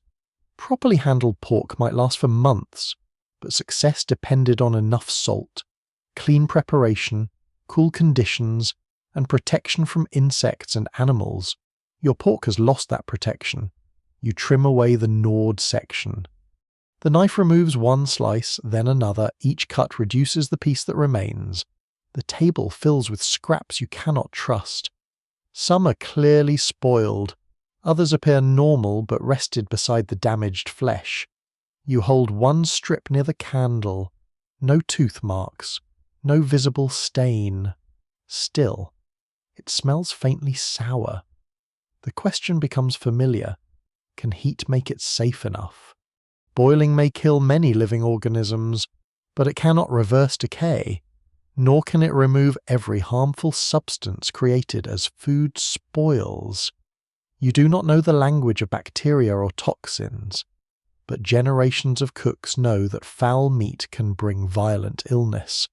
In a warm city kitchen, the answer would be immediate: throw it away. Here, the remaining pork is your richest source of fat and strength. Beans fill the stomach, but fat fuels work in the cold. Cornmeal provides energy, yet it becomes harder to swallow each day without grease or meat to soften it. You cut a very small piece from what seems to be the cleanest end. It goes into the iron pan. The fat begins to melt with a gentle hiss. The smell changes under heat, becoming richer and more familiar. For a moment, hunger overpowers suspicion. Your mouth fills with saliva. Then a bitter odour rises. Not strong, not unbearable, simply wrong. You remove the pan from the fire. Some rural households tested questionable meat by placing a heated knife into it and smelling the blade, believing warmth would reveal hidden spoilage. The method was crude, but it reflected a sensible idea. Heat releases odours that cold can conceal. Unfortunately, discovering a bad smell does not tell you where contamination ends. You try the heated knife. The metal goes into the thickest portion and comes out slick with fat. You hold it carefully near your face. The smell confirms what you already fear. The centre is turning. You sit down, outside. Wind brushes the wall in long, soft strokes. The fire pops once. Somewhere beneath the floor, claws move through loose earth. The last meat is gone, not eaten completely, not vanished in a dramatic instant, but made unusable piece by piece. That may be worse. You can still see it. You can still imagine the meals it should have flavoured. Bean pots thickened with pork. Corn cakes fried in fat. Broth with a smoky surface. Small slices eaten slowly after a day of labour. All of those meals remain visible in the ruined bundle. Specialists in food history continued to debate how often families consumed partially spoiled, preserved meat during periods of scarcity. Household manuals warned against foul odours, unusual colours, and softened flesh. Yet necessity could shift the acceptable boundary. People may have trimmed damaged sections, boiled the remainder, and trusted experience or prayer when no replacement existed. You consider doing exactly that. One person in the cabin might argue for saving the firmest portion. Another may insist that illness would be more dangerous than hunger. A child watches the table without understanding why food is present but forbidden. You look at the meat again. The rats have eaten from it. Their waste marks the wrapping. Spoilage has entered the interior. Even if hunger allows you to ignore one danger, there are too many others gathered together. You carry the bundle toward the door. Your hand pauses on the latch. Throwing it outside will attract animals. Burning it will fill the cabin with a foul smell and waste fuel. Burying it beneath frozen ground is nearly impossible. You decide to carry it beyond the woodpile and cover it deeply with snow, farther from the cabin than the flour heaps. The wind has strengthened. Snow moves across the ground in thin, ghost-like ribbons. You walk carefully, holding the ruined pork away from your clothing. The smell seems sharper in the clean air, at the hollow. You dig with a piece of wood until your fingers ache. The surface snow is light, but beneath it lies a hard crust. You place the meat at the bottom and cover it. For several seconds, you stand over the spot. It feels absurdly like a burial. Then you return to the cabin. The room smells emptier without the pork hanging near the fire. You had grown accustomed to its salty presence. Just as you once trusted the flour barrel and the meal sack, you inspect the stores again. Cornmeal remains, though less than before. Beans remain, but not enough to waste. A few dried apples rest in the covered pot. Salt sits in its pouch. There is no flour. There is no meat. There is almost no fat. You scrape the pan clean and save the small amount that rendered before the bitter smell appeared. Then doubt stops you. If the meat was spoiled, perhaps the fat is unsafe too. You stare at the spoon. Finally, you tip it into the fire. The grease flares blue for an instant, then vanishes. Hunger makes the loss feel personal. You prepare supper with beans, water, and salt. No onion remains. No pork softens the broth. The flavour is flat, but you swallow every spoonful. When the pot is empty, the rats begin moving overhead. One crosses the beam where the meat once hung. It pauses above the bare peg, sniffing the air, finding nothing. It turns toward the shelf where the final dried apples are stored.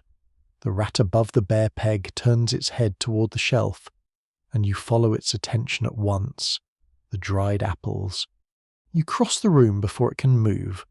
The animal disappears behind the beam, but you hear claws racing over the rafters as you lift the covered pot from the shelf and bring it close to your chest. The apples inside are safe, for now. You remove the lid and count them. 7 slices. Not 7 apples, 7 thin, curled pieces, brown at the edges and leathery from months of drying, together. They weigh almost nothing, yet their sweetness has become so rare that they seem more valuable than silver. You replace the lid and set a stone on top. Then you stand in the middle of the cabin, trying to remember why you came across the room so quickly. The answer returns after a moment. The rat, the apples, the shelf. It is only a brief lapse, perhaps no more than ordinary tiredness. Still, it unsettles you. Your thoughts have begun moving differently. They arrive slowly, circle the same subjects, and sometimes lose their purpose before reaching it. Hunger changes more than the stomach. As food intake falls, the body saves what it can. Warmth becomes harder to maintain, muscles weaken, attention narrows, irritability rises, sleep becomes restless. Yet waking thought is cloudy. Decisions that once seemed simple will begin demanding long, exhausting debate. You sit beside the hearth and stare into the fire. Should you eat 1 apple slice now? The question appears reasonable. Sweetness may lift your spirits. The small amount of energy could help you work. Waiting serves no purpose if the rats take them tonight. Then another thought answers. There are only 7. A slice eaten now cannot be eaten tomorrow. Morale is not the same as survival. You have already had beans. The argument repeats itself. Eat it, save it. Eat it, save it. You have spent more energy considering the apple than the apple can provide. Accounts from periods of famine and severe rationing frequently describe an intense fixation on food. People remember recipes, discuss meals, collect crumbs, and imagine elaborate dishes even while becoming too tired for ordinary conversation. The mind narrows around what the body lacks, turning food from part of life into its central subject. You understand that narrowing now, every object resembles a possible meal. Leather straps could be boiled, tree bark might be ground. The dog has food somewhere. Surely. You stop that thought before it develops. The cabin seems to hold less air. Smoke hangs near the ceiling, and the walls lean inward under shadow. You rise to open the door for a moment, but your hand pauses on the latch. Cold will enter. Heat will escape. The decision feels enormous. You leave the door closed. A dry cough shakes your chest. You drink a little water, then regret using it because more must be gathered or melted. Regret attaches itself to every action. A stick added to the fire is 1 less stick for tomorrow. A cup of water is future labour. A spoonful of meal is a shorter week. Even rest feels costly because nothing is being repaired while you sit. You force yourself to stand and inspect the traps. The box remains empty. The bait is gone. The bucket has tipped slightly, perhaps disturbed by a rat that understood the danger. A smear of ash reveals tracks around it, but none leading over the rim. You decide the traps are cursed.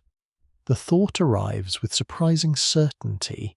Not badly made, not poorly placed, cursed. You know this is foolish. Somewhere beneath the hunger and fatigue, the sensible part of you still speaks. It explains that rats are cautious, quick, and familiar with the room. It reminds you that the mechanisms are crude. Yet another part remembers old warnings. Never count your stores aloud after sunset. Never sweep crumbs toward the door, or luck follows them out. Never kill the first rat seen in winter, because its family will return in anger. Perhaps you heard these sayings from a relative. Perhaps a traveller repeated them beside a fire. Perhaps your mind is inventing them now and dressing them as memory. Folklore surrounding rodents often treated them as more than pests. In different traditions, rats could signal coming hardship, reveal hidden wealth, carry messages from the dead, or punish households that broke customs. Such beliefs offered explanations for creatures that seemed intelligent, secretive, and impossible to control. The beliefs also gave shape to helplessness. A rat that steals food because the wall contains a hole is merely an animal. A rat that steals food because you violated an old rule makes disaster feel meaningful. Meaning can be comforting, even when it is terrifying. You take the cursed box trap apart. The cord knots around your fingers. Irritation rises far beyond what the task deserves. You pull harder, snapping the twine. For a moment, you want to throw the whole device into the fire. Instead, you set it down too firmly. The wood strikes the table and wakes the dog. It raises its head. You glare at it. The dog looks away, immediately. Guilt replaces anger. The animal has done nothing except fail to understand a problem designed by humans and rats. You kneel and touch its neck. Its fur feels warm beneath your cold hand. That warmth creates another dangerous line of thought. An animal is food. You know this. Frontier households slaughter livestock, hunt game, and sometimes eat working animals in desperate conditions. Yet this dog has guarded the cabin, followed tracks, shared the hearth, and become part of the small circle of life inside these walls. You withdraw your hand. Not yet. There is that word again. The boundary between unthinkable and necessary moves quietly. Commentators disagree about how reliably personal diaries reveal the mental effects of hunger, since writers often minimized confusion, despair, or behavior they considered shameful. Later recollections may sharpen dramatic moments or soften them. Even so, scattered accounts repeatedly suggest that prolonged scarcity altered judgment long before complete starvation arrived. You begin preparing the evening meal. Cornmeal enters the pot. Though you cannot remember whether you measured 1 spoonful or 2, you stare at the surface, trying to judge by thickness. Too much would be wasteful. Too little would weaken you. You add water, then more water. The porridge becomes almost a drink. While it simmers, you take 1 dried apple slice from the pot. You intend to divide it. The knife rests beside your hand. You could cut the slice into 4 pieces, perhaps 1 for each person, or 1 for each of 4 days. Instead, you lift it to your nose. It smells faintly of autumn. For an instant, the cabin disappears. You remember warm sunlight, baskets near a tree, yellow leaves, sticky juice on your fingers. You remember eating an apple without counting the bites. Then you realize half the slice is already in your mouth. You do not remember deciding to eat it. You freeze. The remaining half rests between your fingers. Shame arrives first, then anger, then a strange urge to hide what happened. You could swallow quickly and say nothing. No one may have seen, but the room is too small for secrets. You place the remaining half on the table and divide it carefully. The pieces are so tiny that they cling to the knife. No one speaks as they are shared. The sweetness lasts only a moment. Later, beneath the blanket. You try to recall the exact taste. It is already fading. Your mind searches for it and finds only the knowledge that one slice is gone. 6 remain. You repeat the number silently. 6, then 5. No, 6. You sit up and check the pot. 6 slices rest beneath the lid. You count again. 6. From inside the wall comes a faint squeal, followed by a rapid series of scratches. The sound resembles laughter only because your exhausted mind decides that it does. You lie down again and close your eyes. Tomorrow, you must decide whether remaining inside the cabin is still safer than walking into the snow. Morning does not bring a decision. It brings snow. You wake to a silence so complete that the cabin seems buried beneath cloth. The usual wind has stopped. No branches scrape the roof. No loose powder whispers against the door. Even the rats are quiet. You push aside the blanket and cross the room. The door resists when you lift the latch. Snow has packed against the outer boards during the night. You lean your shoulder into it, feeling the cold timber press through your shirt, and force the opening wide enough to look outside. The world has changed. Drifts reach nearly to the lower window. The woodpile forms a rounded white hill. Trees stand beneath heavy coats of snow, their branches bowed toward the ground. Yesterday's tracks have vanished. The path toward the creek is gone, and the wider trail beyond it has become only a memory beneath an unbroken surface. You close the door quickly. The cabin air feels warm by comparison, though frost clings to the wall near the bed. On the table sit the remaining stores: cornmeal, beans, 6 dried apple slices, salt, nothing else. You know the numbers already, but you count again because counting feels like action. The cornmeal might last several days if every portion is thin. The beans perhaps a little longer. The apples are too small to matter physically and too precious to ignore emotionally. Beyond that lies nothing. You place both hands flat on the table. A journey has become necessary. The question is not whether you should seek help. The question is where help might exist and whether you can reach it before the cold. Hunger, or weather reaches you first. There may be neighbours several miles away, perhaps beyond the ridge, in summer. The walk is tiring but ordinary. You follow a visible path, cross the creek at a shallow point, and look for smoke above the trees. Now the same distance is transformed. Snow slows every step. A slope that once took minutes may demand an hour. Hidden rocks turn ankles. Frozen branches tear clothing. If clouds descend, direction disappears.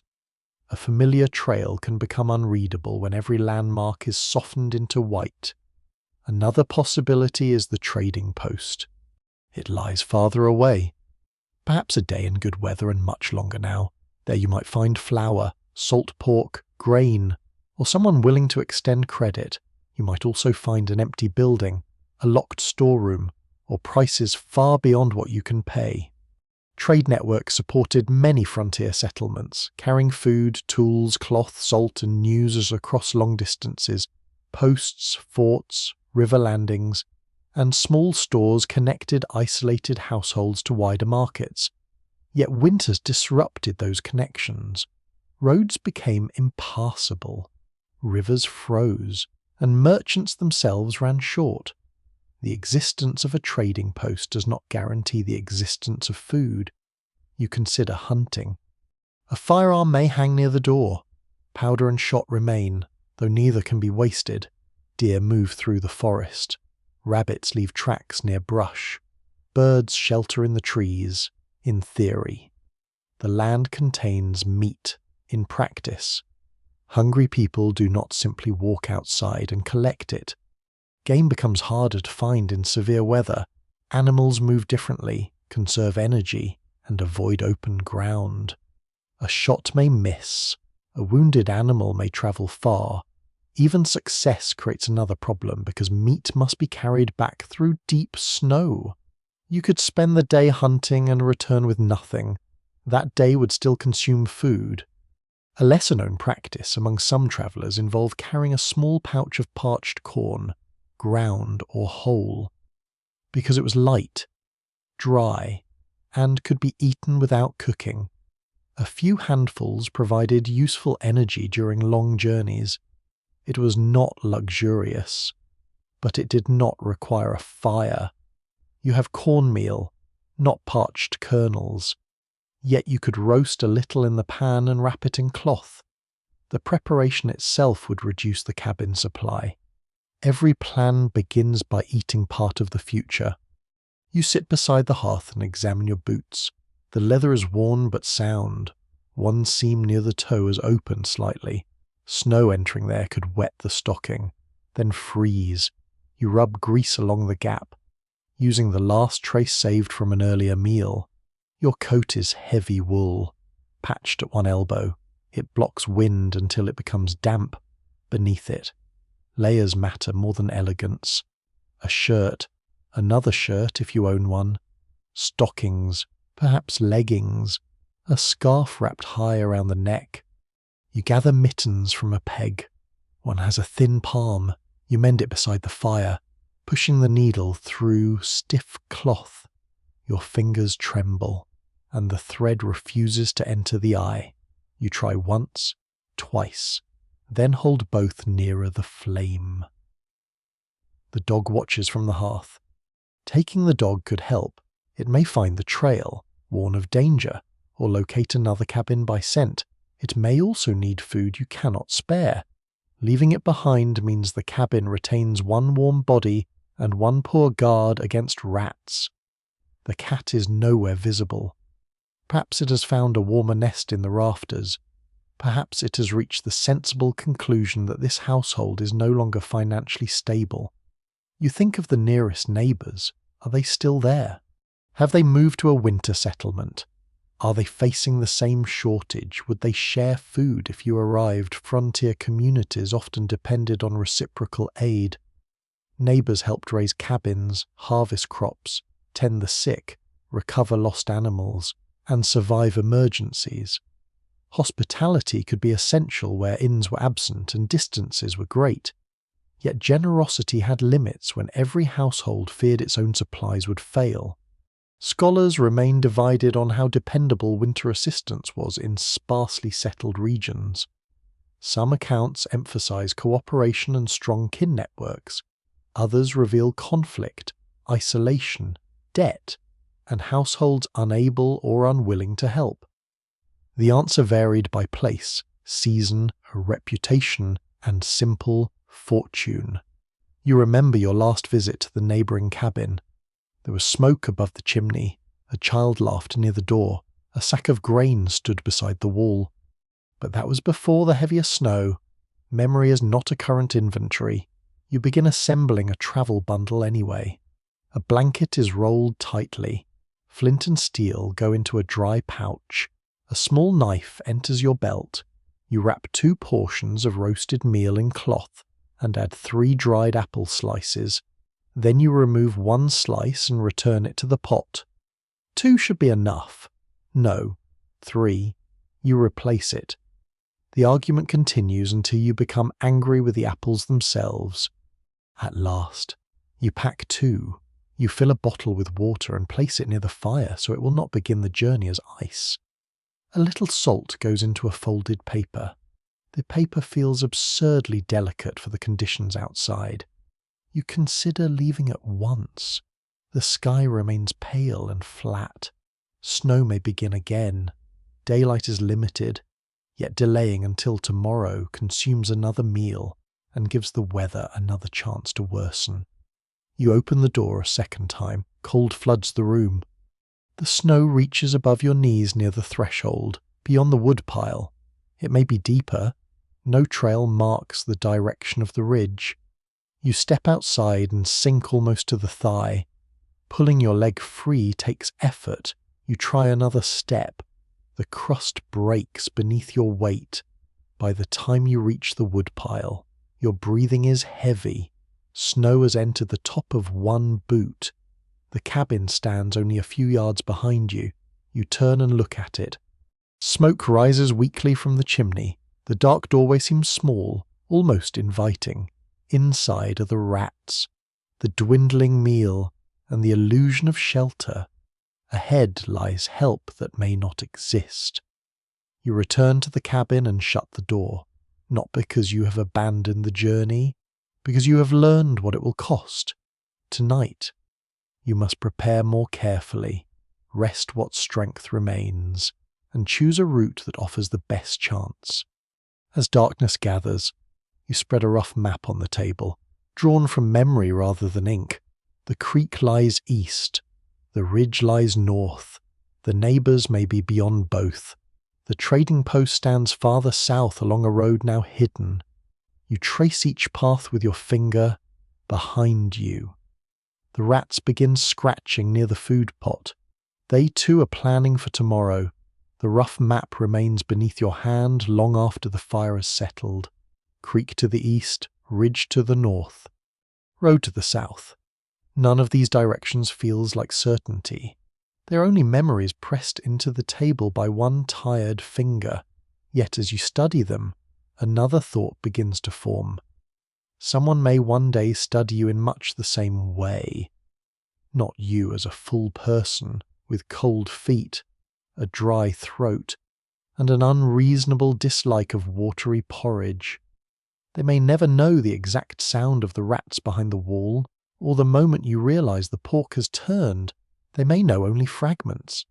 A cabin foundation, a rusted nail, a broken pot, a scatter of animal bones, a few lines in a diary. If such a diary survives, history often arrives in pieces, and ordinary hunger is especially difficult to recover, because hunger consumes the evidence it creates. You look around the room with the strange awareness that everything might become a clue. The empty flour barrel tells a story, but only while someone remembers why it is empty. Centuries later, it might suggest storage, trade, or domestic work. The gnawed hole could reveal rodents. The dark pellets trapped between the boards might confirm infestation. Yet none of these objects can easily explain the sinking feeling that comes when you lift the lid. The bean pot may survive as fragments in the soil. Its soot-darkened base could show that it sat repeatedly over a fire. Residue inside might allow future researchers to identify grains, fats, or plants. That sounds almost magical, though you would prefer the magic of finding supper. Archaeologists can sometimes learn about household diets through charred seeds, animal bones, pollen, cooking vessels, and food remains preserved in soil. Small traces reveal what crops people grew, what animals they ate, and how meals were prepared. Even rat bones and gnaw marks can help reconstruct the hidden life of a settlement.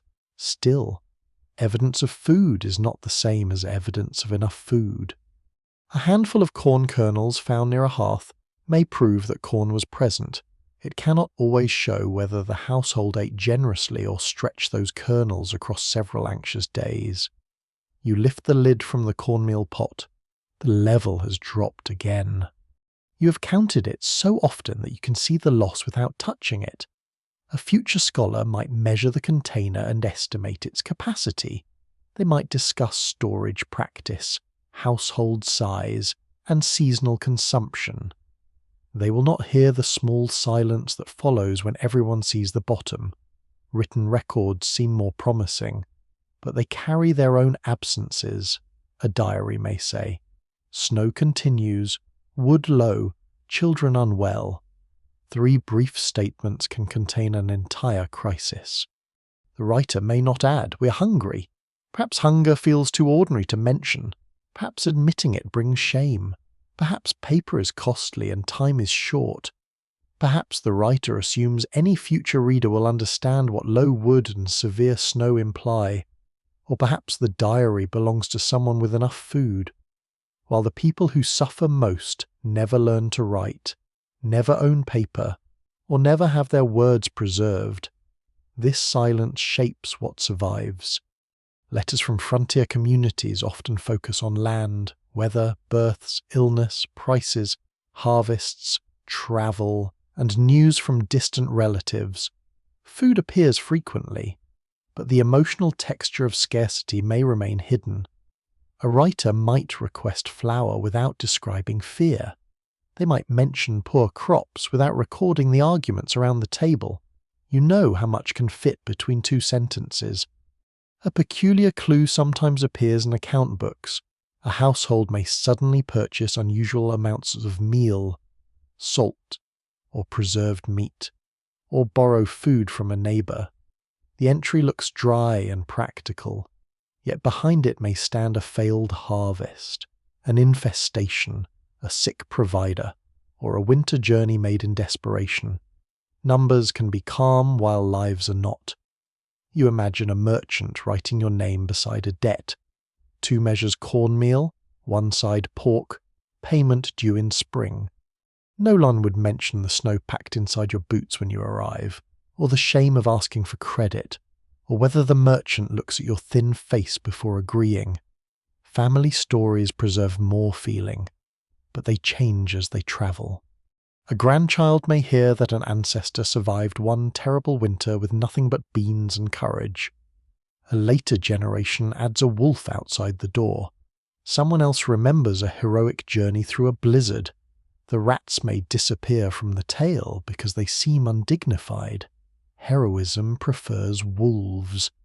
Rats make survival look domestic, messy, and embarrassingly ordinary. There is a lesser-known pattern in many family traditions where a humble object becomes the centre of the story. A cracked bowl, an iron spoon, or a small chest is said to have crossed mountains, survived a fire, or fed a family during famine. The object may be genuine even when details blur. It carries memory because people need something solid to hold when words become uncertain. You glance at the wooden spoon beside the pot. Its edge has worn smooth from years of stirring. Perhaps someone keeps it after this winter. Perhaps it becomes a treasured relic, though at present it is simply the tool that scrapes every last bit from the bottom. Researchers continue to wrestle with whether later frontier narratives overstate independence and understate mutual aid. Hunger and domestic labour. Stories written after settlement often celebrate endurance, expansion, and personal toughness. Such themes can overshadow borrowing, sharing, caregiving, food preparation, and the quiet work that kept households alive. You understand why. A person may prefer to remember crossing a mountain rather than counting beans. Yet the counting matters. So does the person who keeps the fire alive while another hunts. So does the neighbour who shares grain. So does the child who gathers kindling. So does the hand that trims mould from an onion and turns the rest into soup. Social history lives in these small acts. It asks not only who claimed the land or fought over it, but who baked, washed, mended, preserved, carried, nursed, rationed, and worried through the night. The cabin contains all of that work. The wall repairs show repeated effort. The soot above the hearth records countless meals. The worn floor marks the path between bed, table, door, and fire. Even the rat tunnel beneath the boards tells a social story because pests follow patterns of settlement, storage, and architecture. You kneel and press your palm against the loose plank. A rustle answers below. Future excavation may find a nest there, mixed with cloth fibres, seeds, hair, and fragments of paper. Each piece came from your life, rearranged by another creature. The rats are creating their own archive. It is not an archive you appreciate. You lift the travel bundle again and check its contents.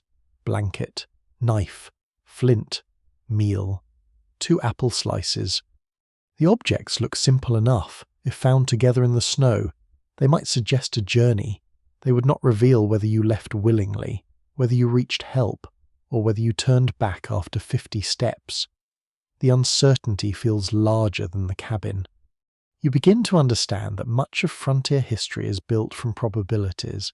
Records survive unevenly. Wealthier households leave more papers. Officials record taxes, land, crimes, and deaths. But not every hungry evening. Archaeology recovers materials, yet interpretation depends on context. No single source tells everything. Your own memory does not tell everything now. Already the flour loss seems farther away than it is.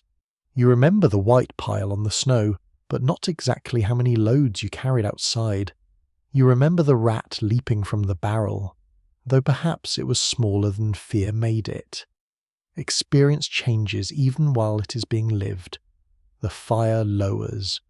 You add one narrow stick and watch sparks rise. Tomorrow, you may leave this cabin in search of food. If you return, the room will continue accumulating evidence. If you do not, the snow may enter through the door, the roof may sag, and animals may claim what remains. Years later, someone might find the empty structure and call it abandoned. That word sounds simple. It says nothing of why. You cover the cornmeal pot, tighten the travel bundle, and listen to the rats moving beneath the floor. Whatever survives from this winter may be incomplete, but tonight you are still inside the missing part. The last full night inside the cabin begins with a decision to eat less. You tell yourself this is prudence. The journey may begin at dawn. Food carried on the trail will matter more than food eaten beside the hearth. A little hunger tonight may preserve strength tomorrow. The reasoning sounds calm when repeated silently.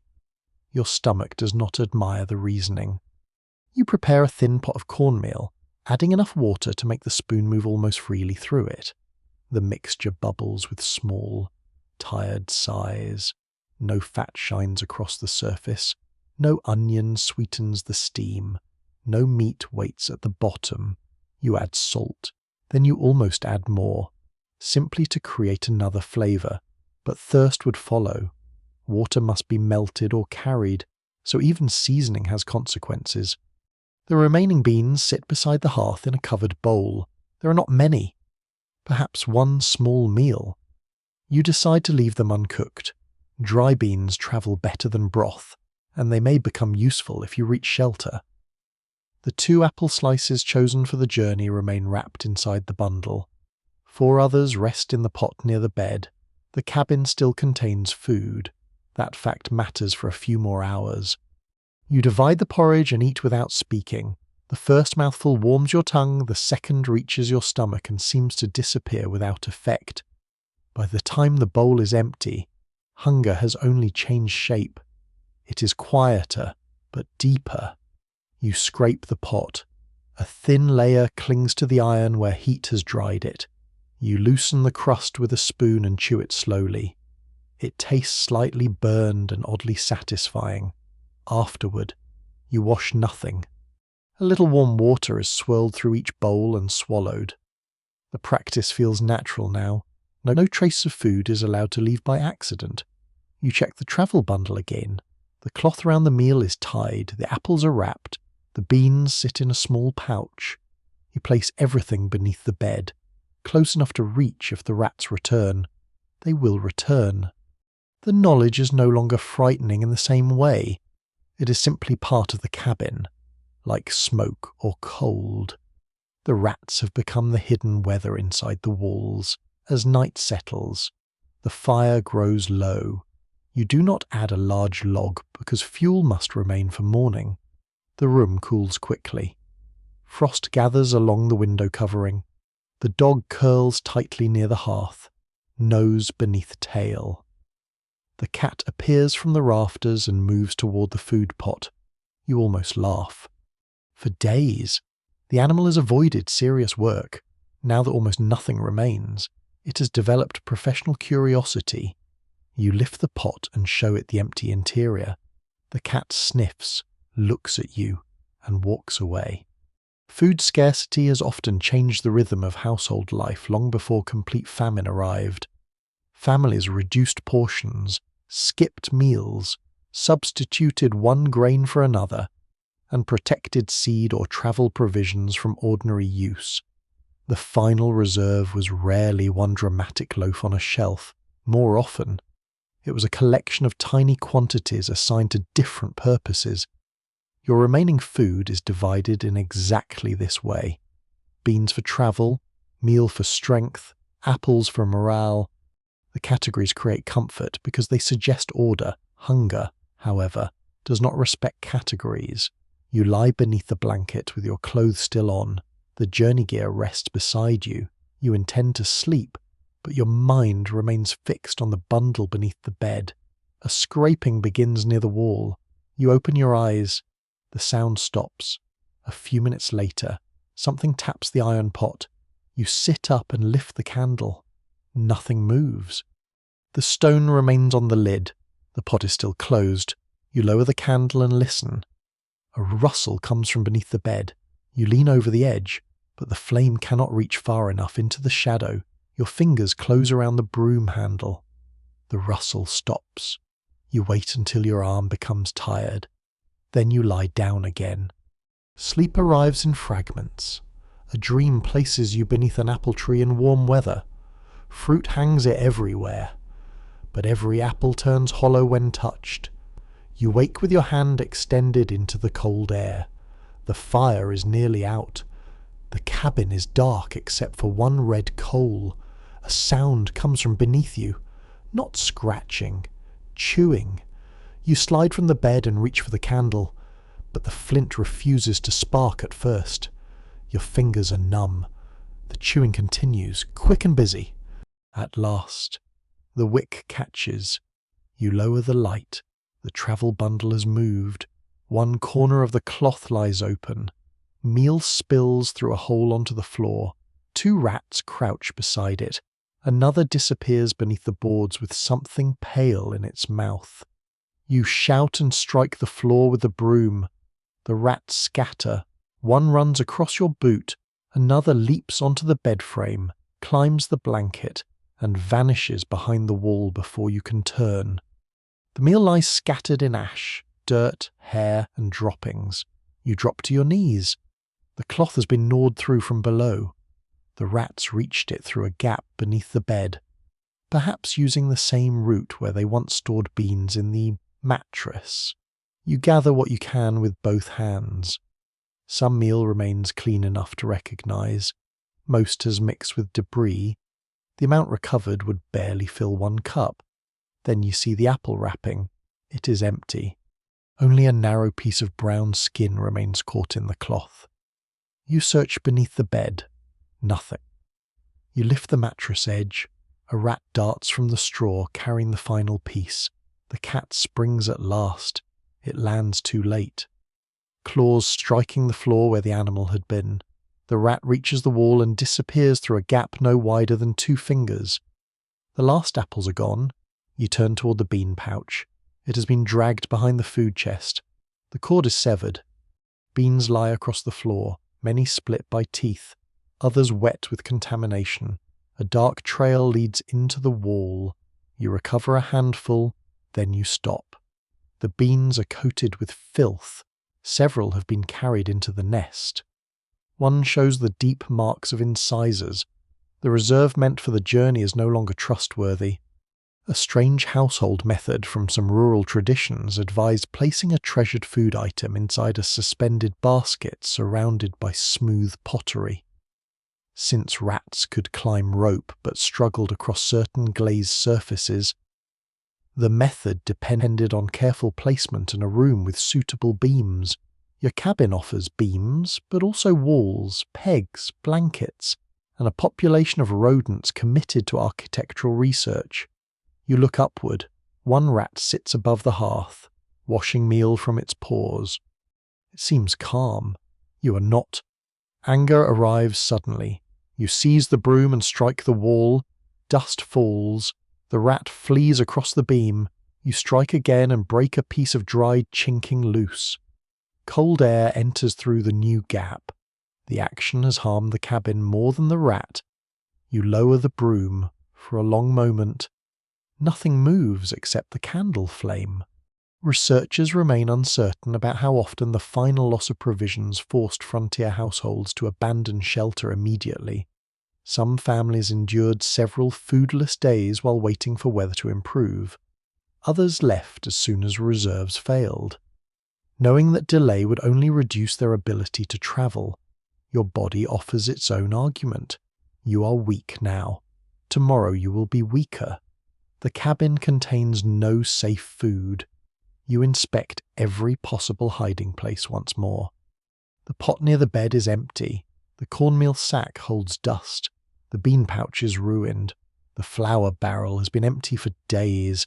The pork is buried beneath snow. No onion remains. No dried fruit survives. You even check the folds of cloth where crumbs might have gathered. Nothing. The room seems different once the search ends. Until this moment. The cabin has always held the promise of another meal, however thin. A pot could be opened. A sack could be measured. Something could be soaked, boiled, scraped, or divided. Now every container is merely an object. The rats continue moving behind the wall, carrying away what little you failed to collect. Their sounds fade gradually as they retreat into hidden spaces. You sit beside the cold hearth. The last coal dims. Outside, snow rests against the door. Inside, the cabin is finally, completely empty. You rise before dawn, though sleep has scarcely visited. The cabin is dark, cold, and stripped of possibility. No grain waits for morning. No beans soak beside the hearth. No apple slice remains hidden beneath cloth. The containers still occupy their familiar places, but they have become hollow shapes. You feed the last strong pieces of wood into the fire. For a moment, the flames rise brightly, almost cheerful. Heat reaches your face and loosens the stiffness in your fingers. It feels wasteful to burn so much at once. Yet there is little reason to preserve fuel for an empty cabin. Today, warmth must prepare you to leave it. You dress close to the hearth. A dry shirt goes beneath the wool coat. Stockings are pulled tight. The repaired mitten covers one hand, while the other receives a second layer of cloth around the palm. You wrap a scarf across your mouth so each breath will enter warmer than the air outside. The boots require the most attention. You inspect the opened seam near the toe and press another strip of cloth against it. There is almost no grease left, so you rub the leather with the faint residue scraped from an old storage jar. It smells smoky and stale, but the surface becomes slightly darker. Dry feet may decide the journey. You tuck the trouser legs into the boots, then wrap strips of cloth around the ankles to slow snow from entering. The arrangement looks clumsy.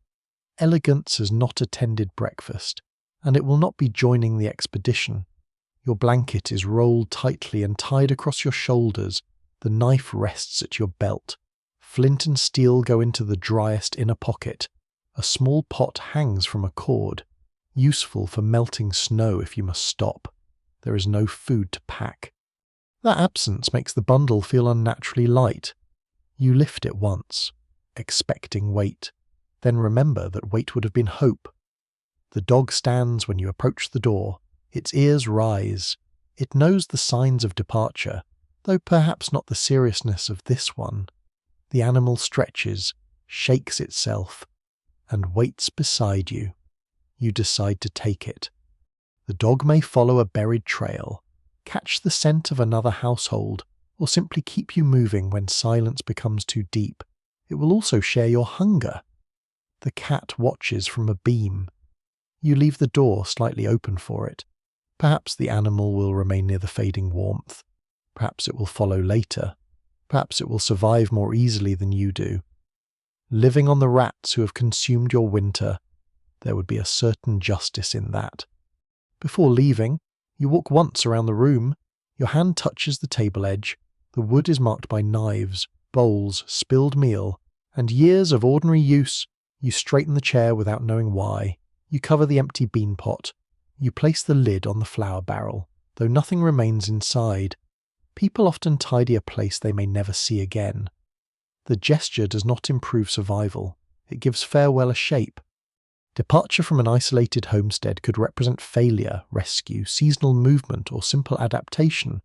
Settlers sometimes abandon cabins after crop losses, illness, conflict, poor soil, severe weather, or better opportunities elsewhere. Buildings were reused by later travellers, dismantled for timber, reclaimed by forest, or left to collapse. A cabin could be home in autumn and evidenced by spring. You lift the latch. The door opens against the drift with a long wooden groan. Cold enters immediately, pushes through wool and cloth as though your clothing is only a polite suggestion. Your eyes water. The first breath catches in your chest. Outside. Dawn shows as a faint silver band behind the trees. The sky's clear enough to reveal the ridge. Which matters? Clouds would erase direction. The snow reflects what little light exists, giving the landscape a dim glow. You step out. The crust breaks beneath your boot, and your leg sinks almost to the knee. You lean forward, pull free, and place the next step carefully. The dog bounds ahead, then sinks to its belly. It struggles, climbs onto firmer snow, and looks back as though this difficulty may be your fault.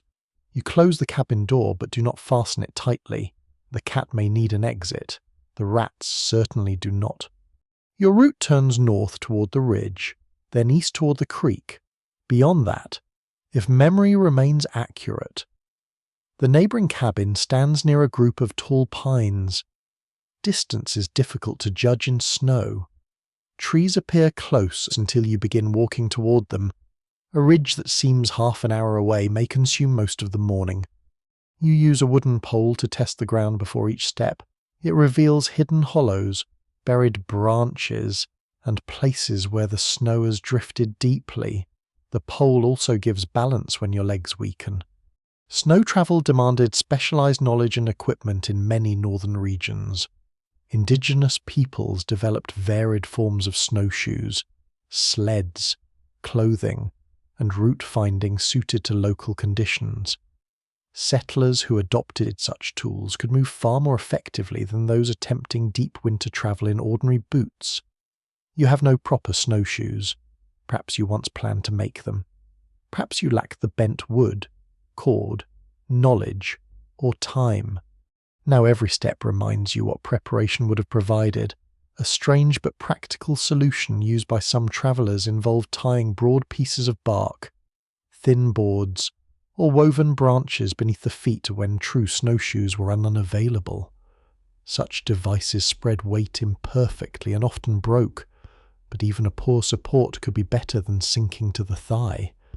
You stop near the woodpile and consider returning for materials. The cabin stands only a short distance behind you. Going back would cost little now and perhaps save strength later. You gather 2 flat pieces of split wood, bore holes with the knife, and tie them beneath your boots using cord from the bundle. The result is awkward. You take 1 step and nearly fall sideways. The second step is better. The third breaks a cord. You sit in the snow, breathing hard, and repair it with numb fingers. The dog waits nearby, tongue visible despite the cold. This is not progress in the heroic sense. It is progress measured in yards, once the improvised boards hold. You move more steadily across the open ground. They sink, but not as deeply. Your stride becomes wide and slow. Each leg must lift higher than feels natural. The cabin recedes.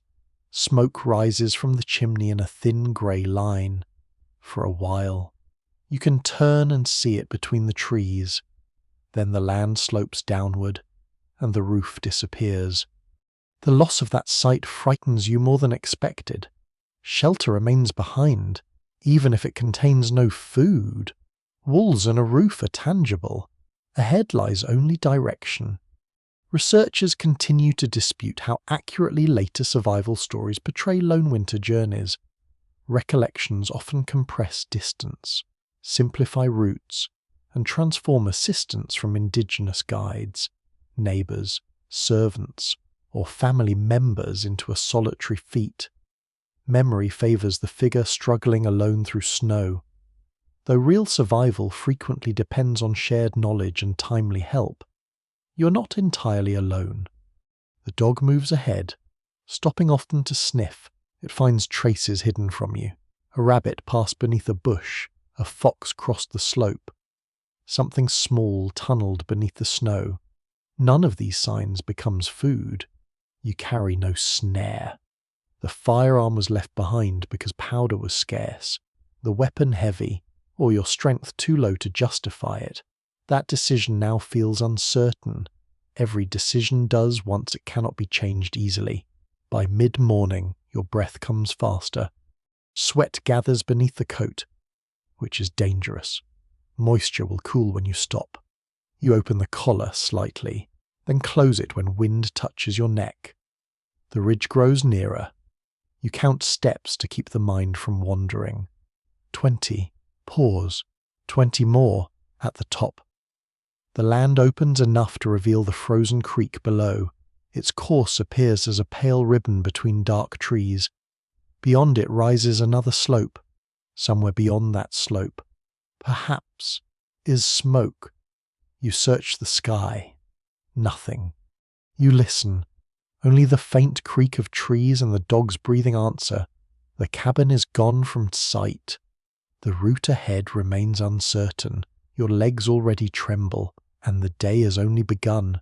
Still, you plant the pole into the snow and take another step. Then another. Shelter lies behind you. Survival, if it can be found, lies somewhere ahead, at the bottom of the ridge. The frozen creek waits beneath a smooth covering of snow. You approach slowly, testing the surface with a wooden pole. The first strike produces a firm, hollow sound. The second breaks through a crust near the bank, revealing dark water beneath thin ice. You step back. A crossing that seems simple from above now offers several ways to fail.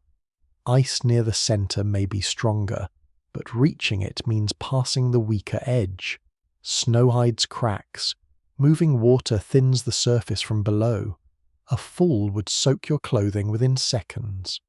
The dog sniffs along the bank and turns upstream. You follow. Perhaps it senses a safer place. Perhaps it simply smells an interesting branch. At this point, both forms of guidance receive serious consideration after several hundred careful steps. The creek narrows between two rocky banks. A fallen tree lies across it, half buried beneath snow. The trunk is broad enough to support you, though its upper surface is slick. You remove the wooden boards from your boots and tie them to the bundle. Then you place one foot on the trunk. The bark gives beneath the snow, rough enough to hold. You move sideways, gripping a low branch with one mittened hand. The dog crosses below you without hesitation, its paws finding the strongest ice near the bank. Halfway over, the trunk shifts slightly. Your heart gives one hard beat. You stop. The creek murmurs beneath the ice, a dark sound hidden under white silence. One more step, then another. Your boot reaches the far bank. You climb onto solid ground and sit for a moment, breathe in through the scarf. The crossing has taken only minutes, yet your legs tremble as though you have walked for hours. Beyond the creek, the slope rises toward the tall pines you remember. If the neighbouring cabin still stands, it should lie somewhere behind them. You retie the wooden boards beneath your boots and continue. Every few steps, the dog lifts its nose. The sky remains clear. Sunlight spreads weakly across the snow, bright enough to hurt your eyes but not strong enough to warm your face. The world glitters with a beauty that feels almost rude. You search for smoke. At first, there is nothing. Then a narrow grey line appears beyond the pines. It may be cloud. It may be drifting snow. You stop and watch. The line rises steadily. Smoke. Your body responds before your mind accepts it. You move faster, breaking the careful rhythm that carried you this far. One wooden board catches beneath the crust, and you stumble onto your hands. Cold snow fills the top of a mitten. You rise immediately. The dog runs ahead, through the trees. A roof appears. It is lower than you remember and nearly buried along one side, but smoke leaves the chimney. A stack of wood stands near the wall. Tracks cross the yard. The cabin is occupied. Relief comes so sharply that it resembles pain. You call out. Your voice sounds weak in the open air. The dog barks. A door opens. Someone stands in the dark frame, holding a tool or perhaps a firearm, for one uneasy second. Neither of you moves. Winter makes strangers cautious, even when they are neighbours. Then the figure recognizes you. The tool lowers. You cross the final distance on unsteady legs. Inside. Heat surrounds you. The room smells of wood smoke, boiled grain, damp clothing, and something richer. Fat. Your stomach tightens at once. A pot hangs above the hearth. Children watch from a bed. An older person rises from a stool. Questions come quickly, but you answer slowly. The rats, the flour, the meat, the last beans, the journey. Someone removes your wet outer layers. Another places a blanket around your shoulders. A wooden bowl is filled from the pot. You reach for it. A hand stops you gently, not too much at once. The advice feels cruel, but it is sensible. A starving or severely weakened person may become ill when given a heavy meal too quickly. Frontier households did not possess modern medical explanations, yet practical experience often taught that thin broth and small portions were safer than immediate feasting. You receive a cup of warm liquid first. It contains grain water, salt, and a little grease. The taste is so rich that your eyes close. You drink slowly. No meal in memory has ever seemed this complete. Yet rescue is not guaranteed simply because a door opens. The neighbouring household may also be short of food. Their grain barrel may be low. Their animals may have died. They may share today and ask you to leave tomorrow. Kindness cannot manufacture supplies. You notice the careful way the pot is covered. You notice the small portions. You notice how every person watches the ladle. They are helping you from scarcity, not abundance. Across many frontier regions, survival depended upon systems of borrowing, gifting, barter, and repayment. Food shared in winter might be returned as labour, seed, livestock, or assistance during harvest. Such exchanges strengthened communities, but they could also create lasting obligations. Your rescue enters a ledger, whether written or remembered. Perhaps you remain until the weather improves. Perhaps 2 adults return with you to inspect the abandoned cabin. They carry traps, meal, and tools together. You clear the doorway, relight the hearth, and discover that the rats have expanded their territory during your absence. The cat may still be alive. It may greet you from the rafters with the calm expression of an animal that has solved its own food problem. The dog races through the room, pleased to find familiar scents. You may patch the walls properly, raise the stores on metal-lined platforms, and bring a better trap from the neighbouring household. The cabin could become livable again, or perhaps you stand in the doorway and decide not to return. The room holds too many memories of counting, contamination, and fear. The flour barrel is empty. The walls remain open. Snow has entered near the hearth. A rat watches from the beam. You gather the few objects that matter: the spoon, the Bible or letters, a blanket, a tool with a familiar handle. Then you close the door and walk away. A modest custom sometimes followed abandonment. Useful iron fittings, hinges, nails, and chimney stones could be removed and carried elsewhere, since manufactured materials were too valuable to leave behind. A deserted cabin might slowly be dismantled by neighbours long before weather finished the work. Home becomes material again: timber, iron, clay, ash. In another possible ending, No smoke appears beyond the pines.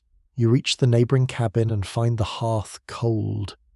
The door hangs open.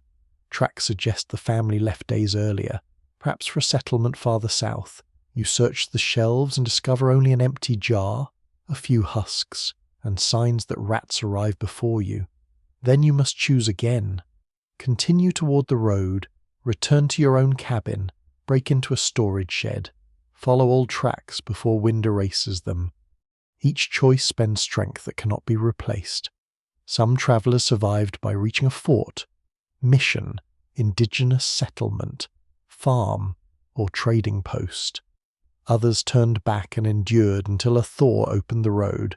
Some vanished between known places, leaving no account at all. Those missing endings sit quietly beneath frontier history. Academic discussion remains unsettled over how many abandoned homesteads represent sudden crisis rather than planned relocation.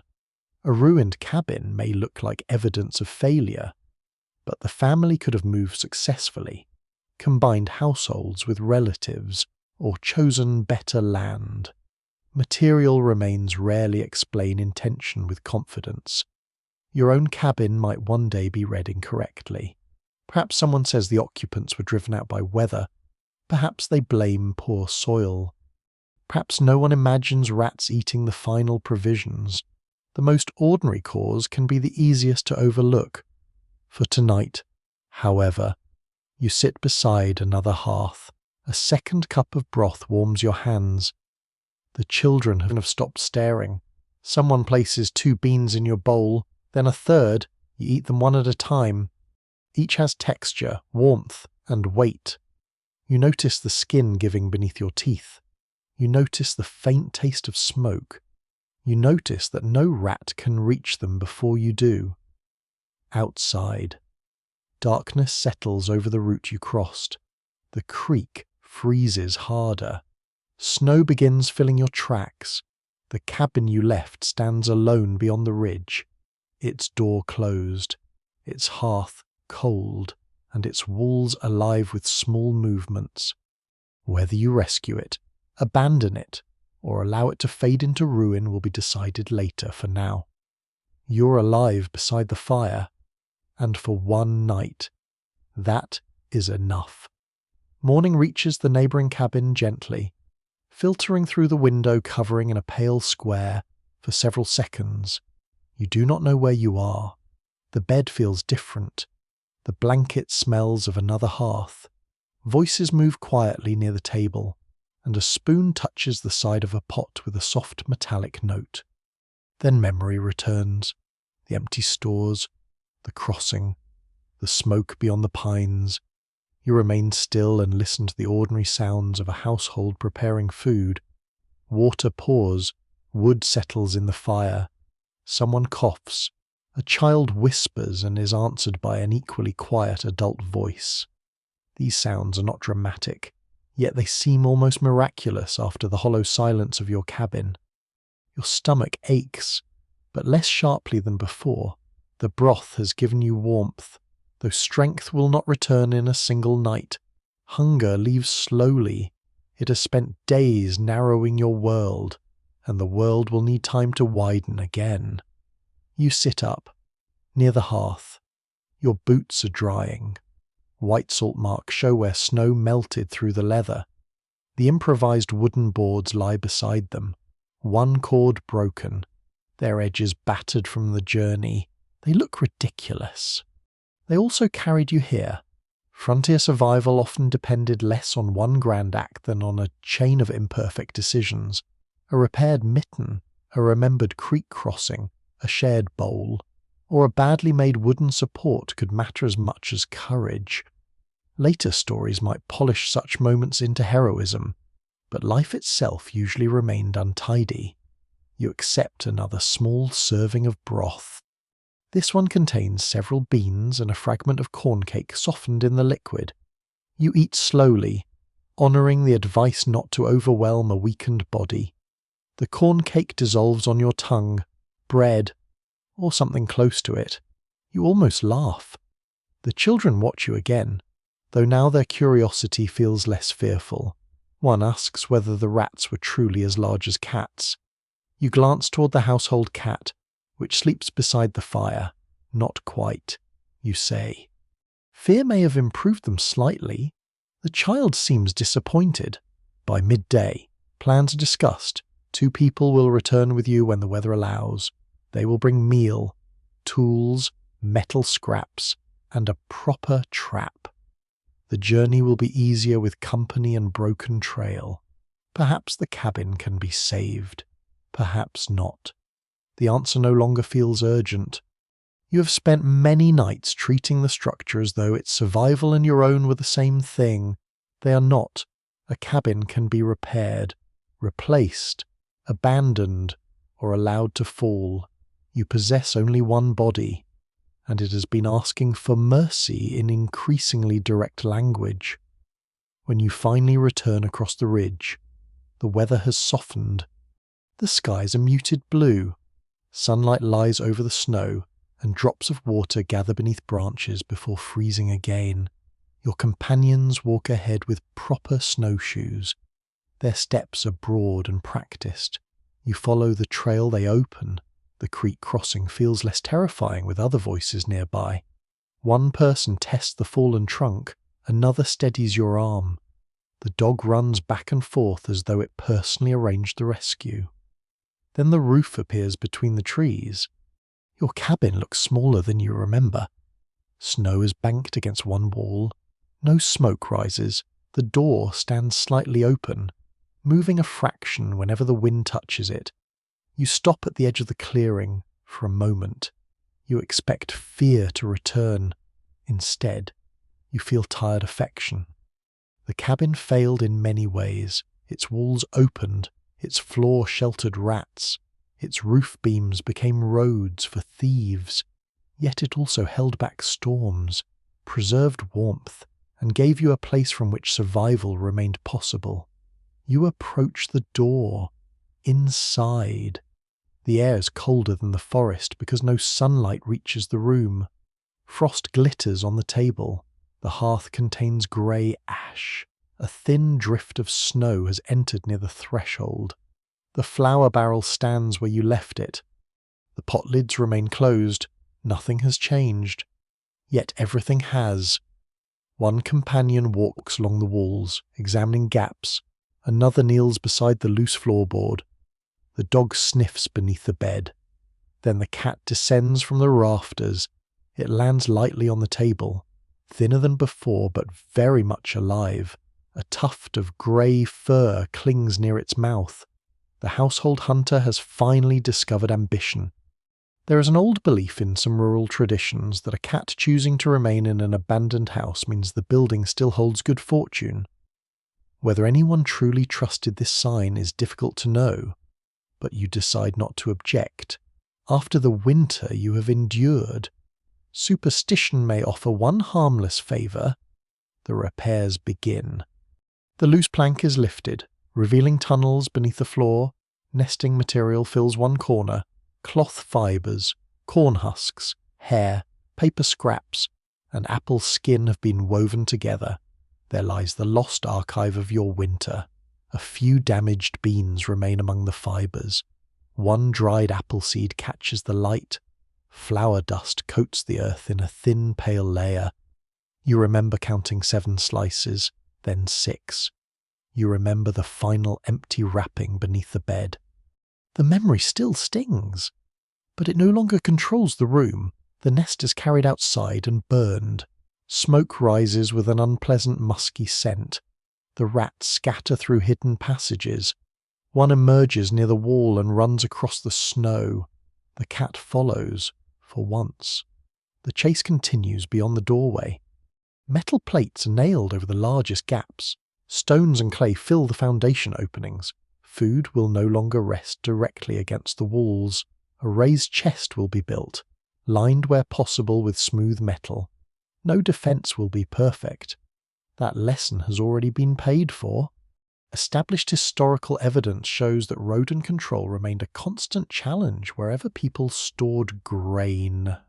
Mills, ships, barns, cities, farms, and isolated cabins all struggled with the same persistent animals.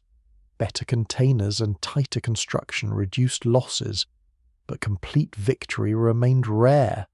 Human settlement creates abundance.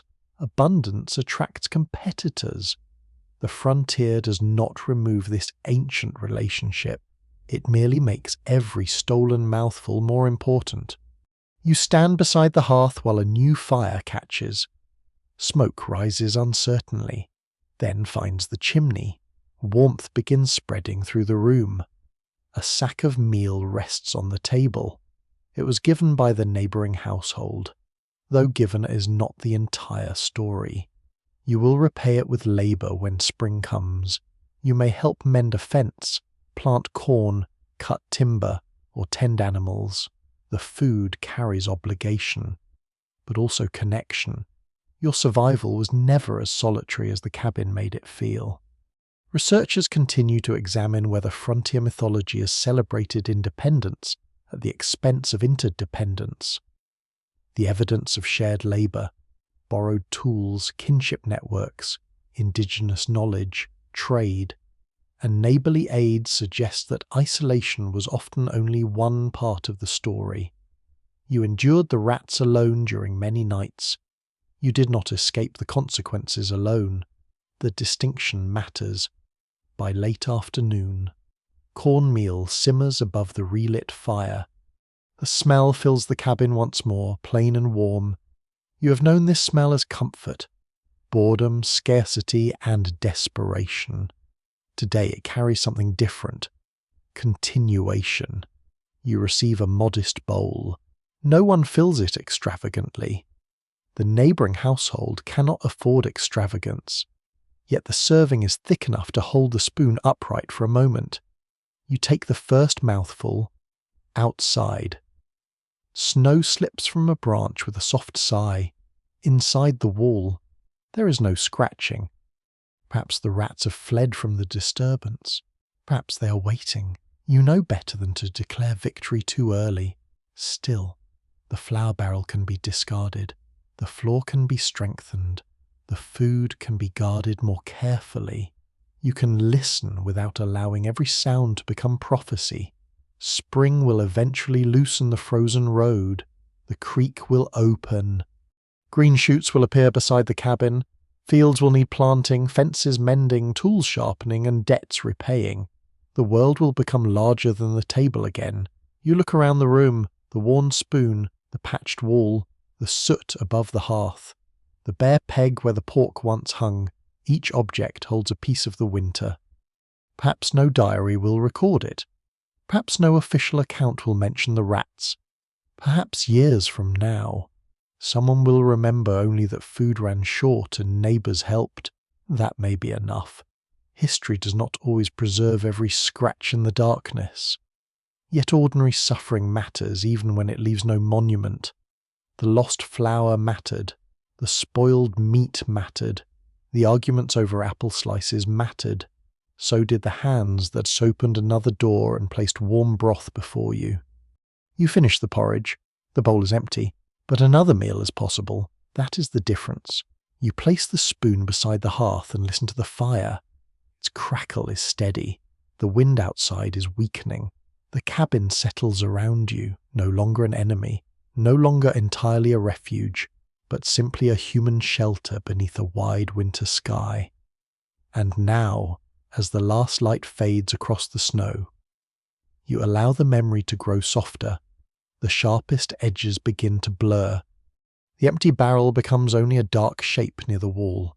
The tracks beneath the table fade beneath swept ash. Even the little sounds inside the timbers drift farther away, losing their urgency as the fire glows lower and the night gathers gently around the roof. You no longer need to count the beans. You no longer need to guard the apple slices. There is no broom waiting in your hand, no frozen path demanding the next exhausted step. The door is closed against the wind, and beyond it the forest rests beneath smooth, quiet snow. Your breathing slows. The cabin is warm enough. The blanket lies comfortably across your shoulders, somewhere nearby. The dog sighs in sleep. The cat curls close to the hearth, its paws tucked beneath its chest, while the fire gives one final, peaceful crackle. You can let the winter move away now. Let the creek become a silver line in the distance. Let the ridge soften beneath moonlight. Let the old cabin fade among the trees, its walls sinking gently into memory, its chimney releasing a narrow ribbon of smoke into the still air. The people who lived through winters like this are far from you now, but their small acts remain. A spoon shared, a door opened, a flame protected beneath ash, a few warm mouthfuls offered without ceremony. You carry none of their hunger into sleep, only their endurance remains, quiet and steady, like a heartbeat beneath a blanket. The snow continues falling, covering tracks, rough boards, and old worries. Everything becomes smooth, everything becomes still, and as the final glow settles into darkness, you are safe, you are warm, and you may rest now, while history whispers itself to silence. Sweet dreams.